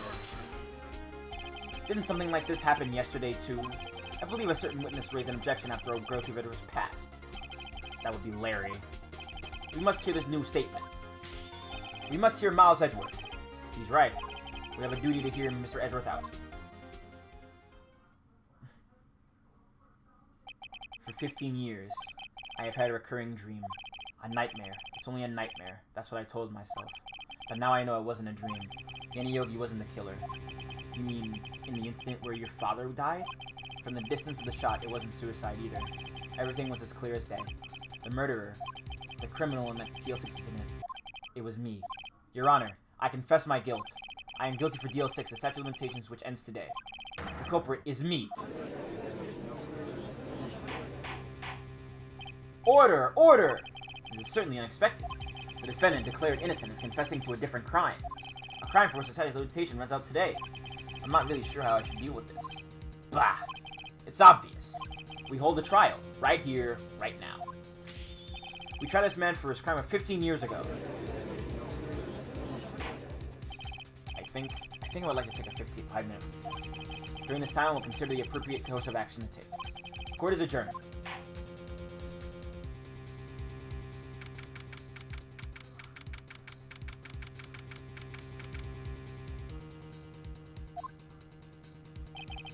I'm sorry, Wright. I've just wasted all of your effort.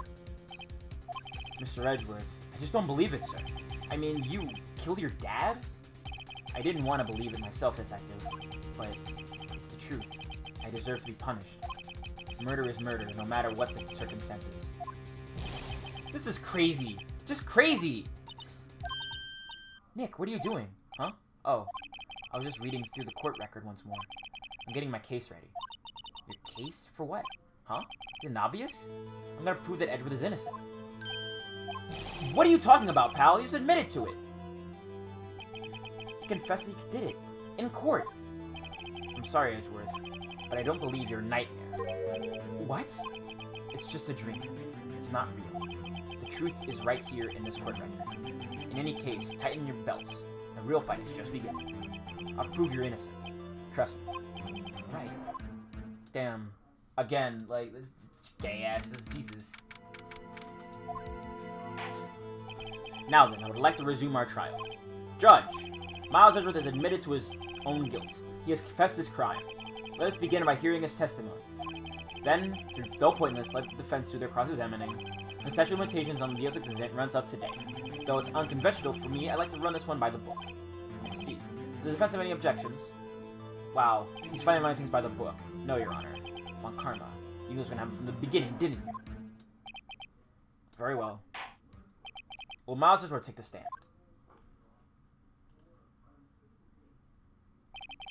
Will the witness state his name and profession? Miles Edgeworth. I am a prosecuting attorney. Mr. Edgeworth, 15 years ago, you mistakenly killed your own father, Gregory Edgeworth. Is this correct? It is correct. Then testify about this matter to the court. When Edgeworth was telling me a dream yesterday, I noticed something. One detail didn't quite fit. That will be the key, but only if I can get it to work. Yeah, you sure did. Please, please. That day I had gone to the courtroom to observe one of my father's trials. As he went to leave, an earthquake struck, trapping us in the elevator. My father and Mr. Yogi lost composure and began to argue. Just then, something heavy fell at my feet. I picked it up and threw it at Mr. Yogi. I wanted him to stop fighting. At a moment later, there was a single gunshot, then a scream. It was a terrible scream. I remember it to this day. That's all.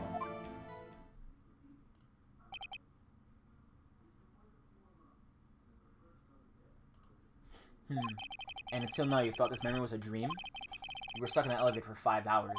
The oxygen in the elevator ran out, and I lost my memory of the events. Bah!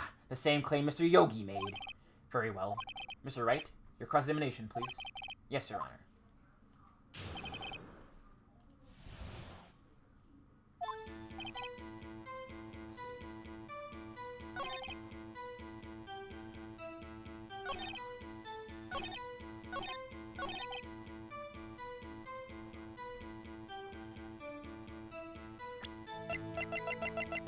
Objection!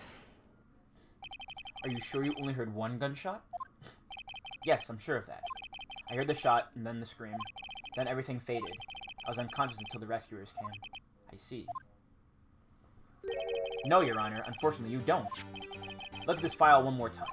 This plainly contradicts the witness's testimony. You do enjoy dragging out that file, don't you? I don't accept this evidence unless you can tell us what page it's on. Which page contradicts Miles Edgeworth's testimony? God, you're such a dickhead, I swear. Look at the victim data in this file. It says quite plainly, the murderer weapon was fired twice. Miles Edgeworth only heard one gunshot, yet the murder weapon was fired twice. The first shot was the accidental firing when the pistol was thrown. So, who fired the remaining shot? Was there perhaps another shooter who fired that second shot? Your Honor, I'm sure you're aware, this incident occurred 15 years ago. The evidence is dated. The pistol did fire twice. However, we do not know when that second shot was fired. It might have been fired the day before the incident.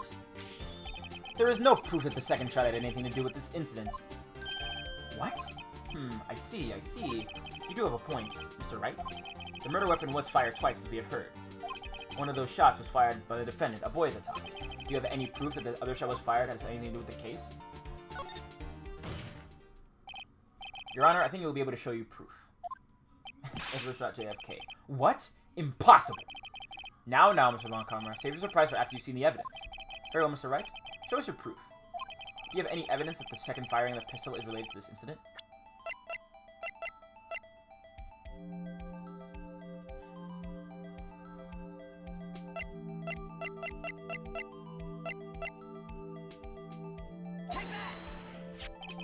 Look at this photograph. I already made the joke already, so I'm gonna do it again. This is a photograph of the scene of the crime, 15 years ago. I can see that the victim lying there is Gregory Edgeworth.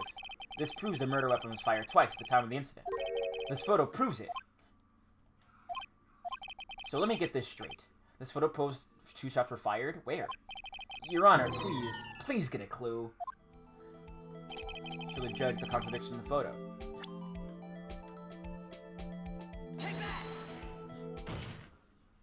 It should be obvious the contradiction is here. I see a bullet hole in the door. Your Honor, Gregory Edgeworth was killed by a shot from the pistol, yet there is also a bullet hole in the elevator door. We should know that the murder weapon was fired twice. Thus, someone other than Edgeworth fired that second shot. Order! Order! Mr. Wright, what are you driving at? It's simple, Your Honor. At the time of the incident, 2 shots were fired. One went in the Gregory Edgeworth heart. The other hit the elevator door. Remember that defendant lost consciousness after the shot he fired rang out. In conclusion, we must disagree that the second shot was fired by someone else. Mr. Wright, but who could that someone else be? The murderer, of course. I knew I should have stepped in before your wild fantasies got out of hand.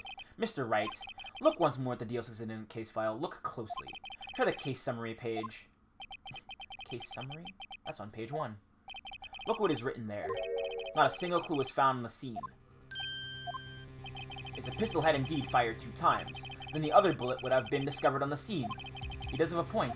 That second bullet has never been found. Why? Because the second bullet does not exist. That bullet claiming Gregory Edgeworth's life was fired by his own son. That is the truth of this matter, the whole truth. It was undoubtedly something else that made that bullet hole in the door. Order! I will have order! Mr. Wright has proven one thing was quite clear, that the murder weapon was fired twice at the time of the incident. However, as Mr. Rakama says, the second bullet fired was not found. It is highly unlikely that the police merely overlooked the second bullet. So, all we have is a single bullet fired. I'm afraid I have to discount the defense's claim. I praise the judge for his wisdom in this matter. Gah! How did this happen? I don't believe that the second bullet didn't exist.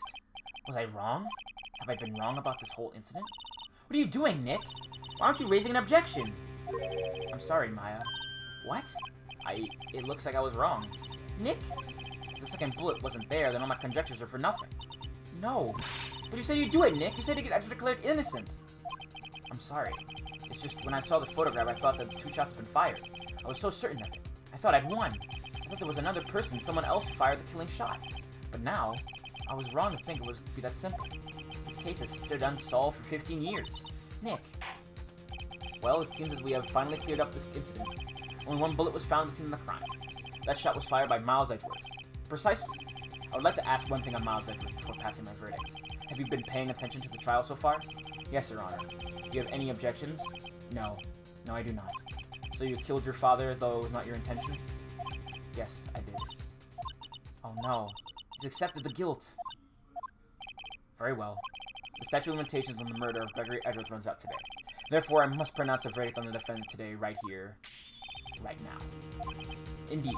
Does anyone have any objections? I've been here before. It's just my first day in court. There are so many things now I should be saying. My mind's gone blank. I can't find the words. Mr. Wright? Does it matter?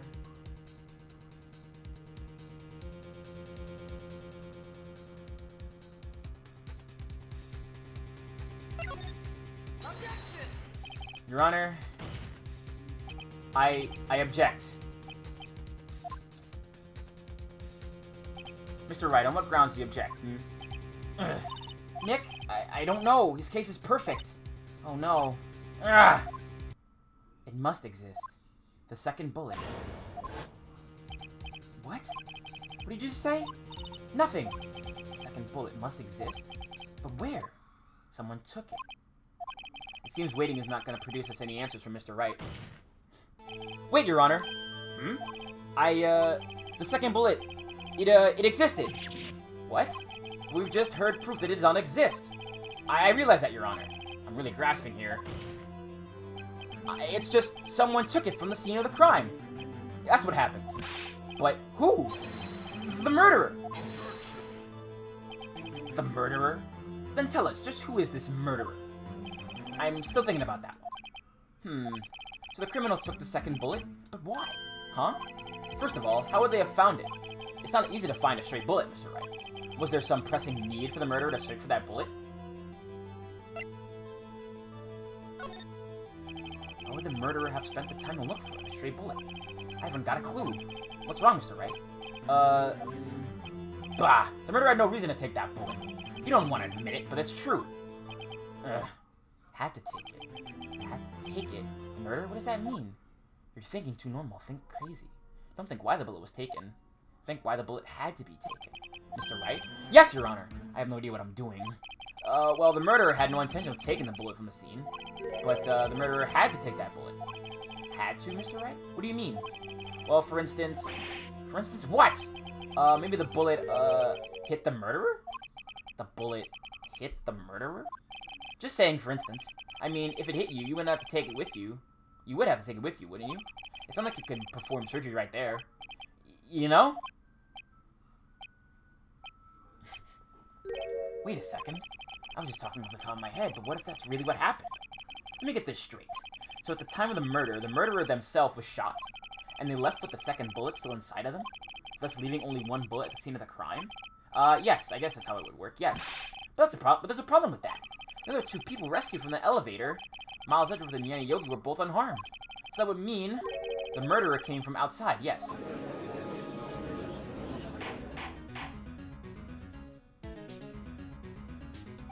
The two men fight inside the elevator. Trying to stop them, the boy picks up the pistol and throws it. The pistol discharges and the bullet goes through the elevator door and hits the murderer outside. The boy loses consciousness. Then the murderer opens the elevator door and sees the men inside. Mr. Wright, you are truly the most unpredictable defense attorney I've ever known. I can tell you're grasping, yet I cannot deny the possibility of what you say. What are you saying? Deny it! Deny it! No one involved with the incident was wounded. There was no murderer. No one was wounded at the scene of this incident. He's right. I can't think of anyone. Hey, Nick. Huh? I just thought of something. Really crazy. Crazy? Remember what Mr. Grossberg said yesterday? Jerry Edgeworth dealt a blow to his perfect trial record. Wow. It must have been quite a shock to Von Karma. He took a vacation several months after that, he said. It's an unusual event for him. That was the first and the last vacation he's taken in his many years of prosecuting. What if Von Karma didn't take the vacation because of a shock, but took it because he was injured? Which would mean, it could only mean one thing. He was the murderer in the DL6 incident. He was the man who shot Gregory Edgeworth. It was Von Karma. Oh man. Something wrong, Mr. Wright? You seem dazed. No, Your Honor. Well, you have indicated that possibly the murder came from outside. Can you give us the name of your suspect? Uh-oh. Should I come and say it now? Your Honor, there's a suspect. One lone suspect. Well, this is certainly interesting news. Well, Mr. Wright, who's your suspect? My hands are shaking. What? Von Karma! Von Karma?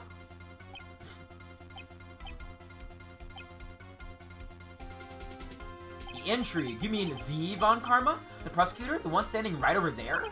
Bah. You don't object? I see no need. Why honor this ridiculous outburst with my objection? Because you took a vacation for several months starting the day after the incident. Yet you pride yourself on a perfect record. Why would you take such a long vacation without any reason? So you're claiming that I took a vacation to heal my injury from the incident? Fascinating. Prove it. I would have needed surgery, no? Where did I go under the IFAD, Mr. Wright? Bring the doctor that operated on me. Have him testify. Nick, let's find out who his doctor is. It's no use. Edgeworth? I know Von Karma, perhaps too well. He's perfect. He wouldn't leave clues. He probably didn't undergo surgery. That would leave a doctor without a witness. Nobody's that perfect. So what, Nick? Did Von Karma pull the bullet out by himself? That's insane. No, he couldn't have. You can't just pull bullets out of yourself. Wait. What does that mean? That bullet has to be somewhere, but where? Well, Mr. Wright, can you produce evidence that I was shot? Alright, Von Karma, I'll prove it. And I'll even use evidence. I know how you like it so much. What? The evidence that proves Von Karma was shot is... Remember that metal detector? Remember that metal detector? Karma's perfect. He wouldn't risk surgery leaving an evidence trail. So then I asked, where's that bullet now? I think it doesn't like that Von Karma performed surgery on himself. You don't mean... I do. There is a possibility that the bullet is still inside Von Karma. Is that even possible? For all these years? Well, there is one way to find out. We could use this metal detector.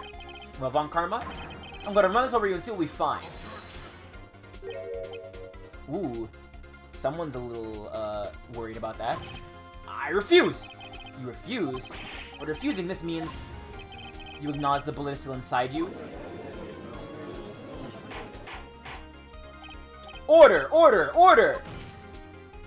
Your Honor, the defense requests that we be allowed to use the metal detector. Judge, I call for suspension of this trial. This is an invasion of privacy. The statute of limitations runs out in this case today. It was you who said we had to end it right here, right now. Enough! I permit the use of the metal detector. Mrs. Von Karma, you will submit yourself to this testing. Nick, what does this mean? I don't know. We have to give it a shot.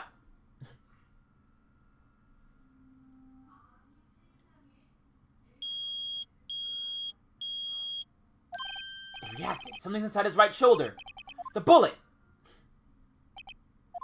Mr. Von Karma? You! It was you!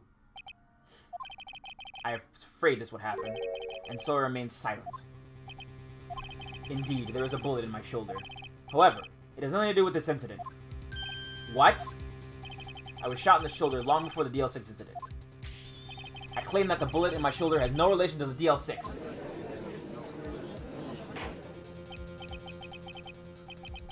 But Mr. Rakama, can you prove that?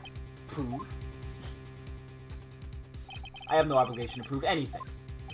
It is Mr. Wright who must prove something here, not I. Mr. Wright? Well, can you prove it? Can you prove that the bullet in Von Karma's shoulder was from DL6? Of course he can't. You don't have any DL6 evidence. That's because you took it out of Rickard's room yesterday. With no proof, you cannot convict me of any crime. So sorry, Mr. Wright. No, I'm the one who should sorry, Mr. Von Karma.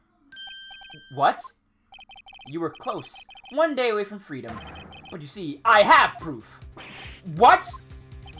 Who would have thought you would dig your own grave trying to convict Edgeworth? I can link that bullet in your shoulder to the DL6 incident. And here's my final proof! That's...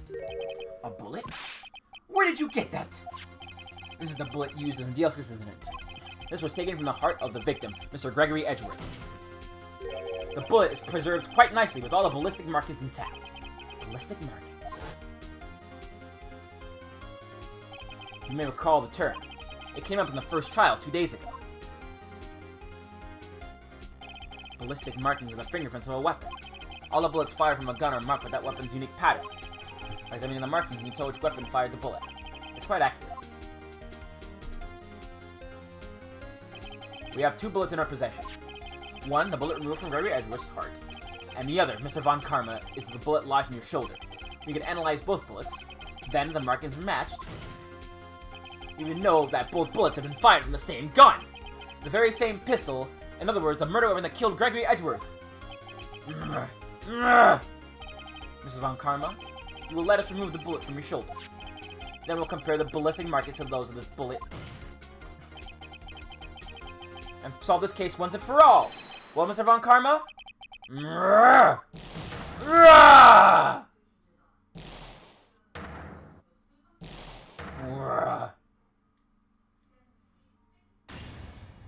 That scream.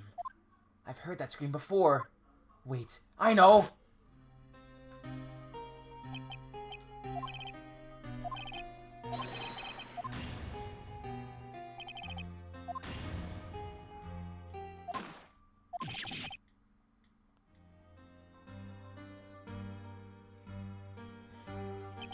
It's that scream I heard in the elevator. 15 years ago. Von Karma! It was you who screamed! Mr. Von Karma? Edgeworth! Edgeworth! Only you would dare defy me! So it was you. You and your father are my curse. Your father shamed me with a penalty on my record. And you left a scar on my shoulder that would never fade. I'll bury you. I'll bury you with my bare hands! Death! Death! 15 years earlier. Chief Prosecutor, I am sorry. Von Karma, it's not you to make this kind of error. I never would have thought that Edgeworth would be the one to catch you. I was careless. I'm sorry, but you'll have to be penalized. I've covered for you in the past, but not this time. Edgeworth. It was a shock like none I'd never known. Me? Penalized? It took hours for me to regain my composure. Suddenly I found myself in the darkness. I was in the courtroom records room. I must have wandered in there without thinking where I was going. The room was pitch black. The lights must have gone out. I went out into the hall and felt my way to the elevator. I pressed the button, but nothing happened. Then there was a noise. I was in pain. A horrible burning pain in my shoulder. Just then the lights came back on. The elevator door opened before my eyes.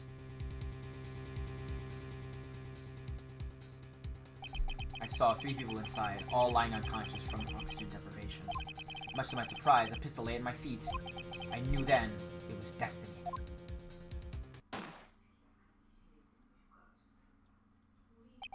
In his last moments, Ray Edgeworth was still unconscious. He died, never knowing who had shot him. Later, he spoke to a medium, blaming Mr. Yogi. He was fooled. It was the perfect crime.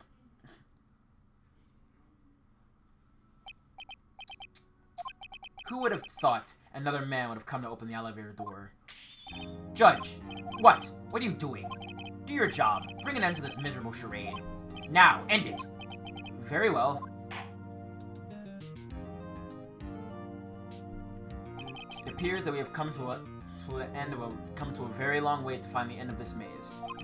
15 years later, Mr. Miles Edgeworth? Yes, Your Honor? You are innocent. You are innocent. As you said, it was all a nightmare. Yes, Your Honor. This court finds the defendant, Mr. Miles Edgeworth, not guilty.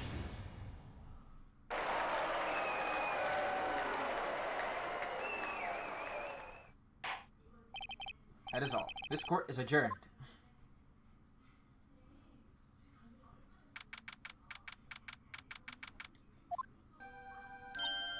Nick! We did it!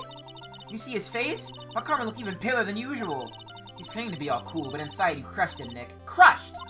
I gotta say, I'm impressed. It was pretty close, though. I was sure we'd had it. I know, I was on the edge of my verge of tears the whole time myself. But now it's all just a good memory. So, it's finally over, Edgeworth. Right. Yeah? I'm not sure how to say this. I know. Try thank you. I see. Thank you, Wright. You're welcome. I think you could have done better than that.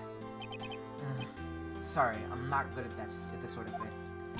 You got a lot to learn, Edgeworth. She's got you there. Whoop! Amazing, pal. You pulled through just like I thought you would. I'll never forget this. I'll you one, pal. Tonight, let's party. Dinner's on me. Yeah, my salary went down a bit this month. But who cares? See, Mr. Edgeworth? You should take a lesson from Detective Gumshoe. I see you say thank you. I see. I feel foolish. Don't worry. Take it a little at a time. You'll get used to it. It's been 15 years since I've seen Edgeworth like this unguarded. Hey, y'all. Lotta! Y'all were great in there. Thank you. Yo, Edgeworth, congrats. Thank you all very much. I knew you were innocent from the start, of course. Just look at you. You wouldn't stick your hand in the cookie jar even if no one was there. You were the witness on this first day of the trial, weren't you? Yeah, well, let bygones be bygones, eh? Speaking of which, what are you doing now, Lotta? Who, me? Oh, I went back to college. I gave up trying to be an investigative photographer pretty quick. Really? That's too bad. Huh? Isn't that the hot dog guy from the park? Huh? It's over, Nick. My life is over. Why the sad face, Larry? What happened now? Oh, Nick, I'm not long for this world. You don't look sick. It's Kianse. She's gonna live in Paris. Paris, Nick! She's leaving me behind! Should have seen that coming. Yo, Edgy, there you are. Yes, here I am. Congrats, Edgy. Here, a little gift from me in celebration. Celebration? That's unusual for you. Harry Butts, you come along tonight too. My treat, pal. Huh? Thanks. Looking forward to it. Yeah, here, Nick. That's a seat that question. When he says treat, that's not prison talk for prison. That's not police talk for prison food, right? Right? I think it'll be fine, Larry. Right? Yeah? What's up? That envelope that Larry gave me, it's got money in it. Well, yeah, that's not that strange. We give money in a way to celebrate sometimes. It's $38, right? Huh. What a weird amount. I mean, it's not a little, but it's not a lot either. 38 exactly? Nick! It's not exactly the amount of money, less money that was stolen from Mr. Edgeworth in school. $38? No. No! Larry, it was you! What are you so surprised about, right? Huh? Larry was absent that day from school, right? But that doesn't automatically rule him out as a suspect. What? Think back to that day 15 years ago. Larry took the day off, but he was bored, so he came into school anyway. Then he saw the money lying there, and the rest is history. I never was good at history. Edgeworth, you didn't know, did you? I suspected. I just couldn't picture Larry protecting you like he did that day. Everyone else was saying you did it. The old classic goes against you, remember? Yeah, too well. Right, you may not know this, but we used to have a saying back in school. When something smells, it's usually the butts. I know. Really, right? I'm surprised you didn't figure it out. Well, this sure is an unexpected turn of events, eh? Edgeworth. You should have told me. Now, Nick. It was 15 years ago. Don't you think the statute of limitations has run out, Mr. Edgeworth? I'd say so, yes. There you have it. Where does that leave me? I became an offensive attorney because of what you two did. Well, you have always been something of an insufferable emotionalist. Damn. Yeah, and you worked up so easily, too. Death! The death sentence for both of you! If only I had known I'd become a prosecutor! The same goes for me, only the other way around. For the longest time, I thought I might have killed my own father. I thought I might have been a criminal. I became a prosecutor in part to punish myself. If I had known the truth, I might have become a defense attorney, after all. Edgeworth. Wanna switch, right? Hey, y'all. Let's line up, we'll take a photo. Hey, photo time, let's go! And after that, dinner on me.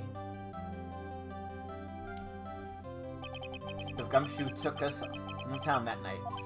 We celebrated Edgeworth's newfound freedom, even though Edgeworth himself was still in detention. December 29th, 5:02 a.m., Wright & Co. Law Offices. Whoa. I went a little overboard yesterday.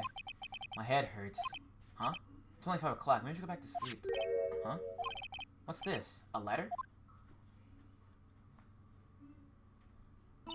Good morning, Nick. You were really impressive yesterday. Seeing you, it made me think about what I'm doing here. I'm a spirit medium, in training, of course. I wanted to help Mr. Edgeworth, too. I wanted to help you, but I couldn't. I was useless. So I decided to go back to my training. I've become a full-fledged spirit medium for starters. I couldn't say it to your face, so I left this letter. Goodbye, Nick. Goodbye? What time is it? God! The first trains for the mountains have already left to the station! I read that line really weird. I guess I'm too late. Hey! Nick! Maya! So, you're leaving? Yeah. It's hard being a spirit medium who can't talk to spirits. And I think you'll do fine without me, Nick. Be good, okay?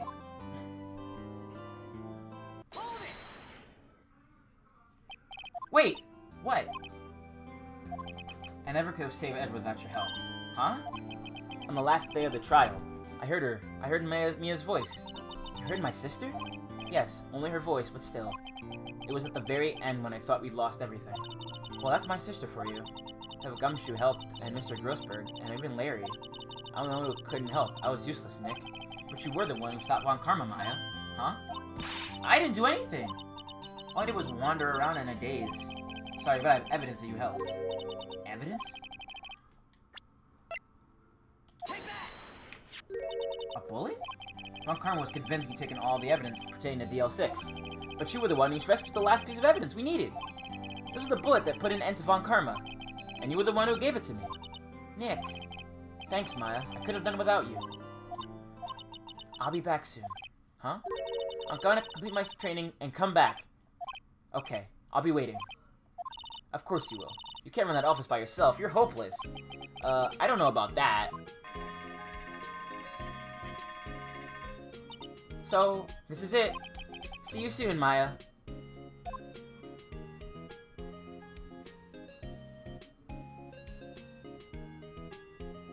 God, she's so good. Thanks, Nick.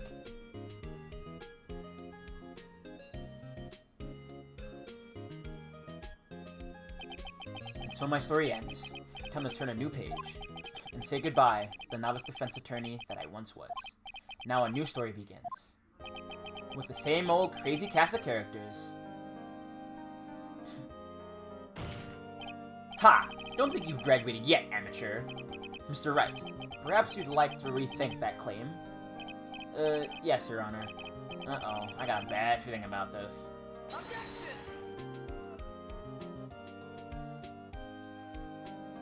And that's it!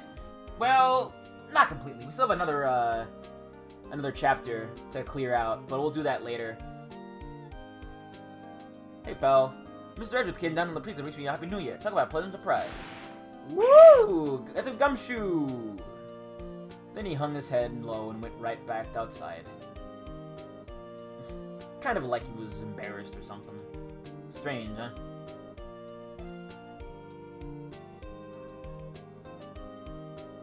This is a really good game. It makes me wish I played this before I played Danganronpa, but then I feel like playing this game makes me realize like how shit that series is. Looking at a cheese shop. That Missy's a nice lady, but she's not like what you call a cheap date. Oh, she's in Hawaii right now, yeah. Like, I don't know. I've played like Phoenix Light Phoenix, right? Danganronpa 2, and like that game sucks. It's so bad. It's really bad. I'm gonna let this play out, and I'll probably peace out. Cause I got fight games to play with people and be bad at them.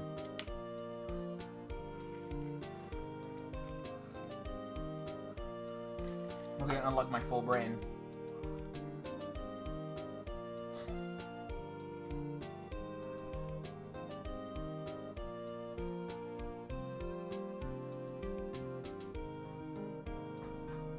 I'll just let the credits play, because there's still one more chapter left. Because that's a bonus one added for subsequent releases of the game.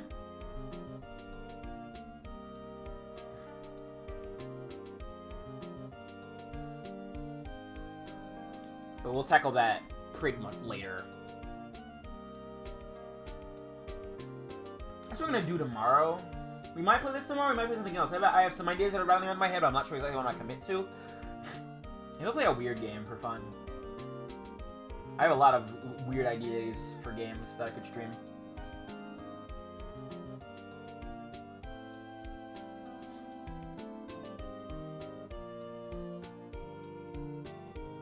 God, Phoenix is a good name. I gotta bully him.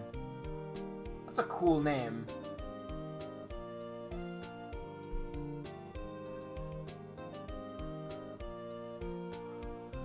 Oh yeah, I love this guy. This is a cool guy. This is a hit and roll, Mr. Wright, the great deal. Oh, and I'm keeping my face out of the public eye until the show's over. Wouldn't want to ruin any kid's dreams, you know? But you're the coolest dude. You look like a lion, bro. You're radical.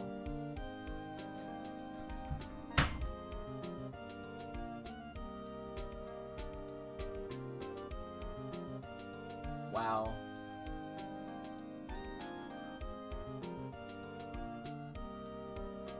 That's so cute.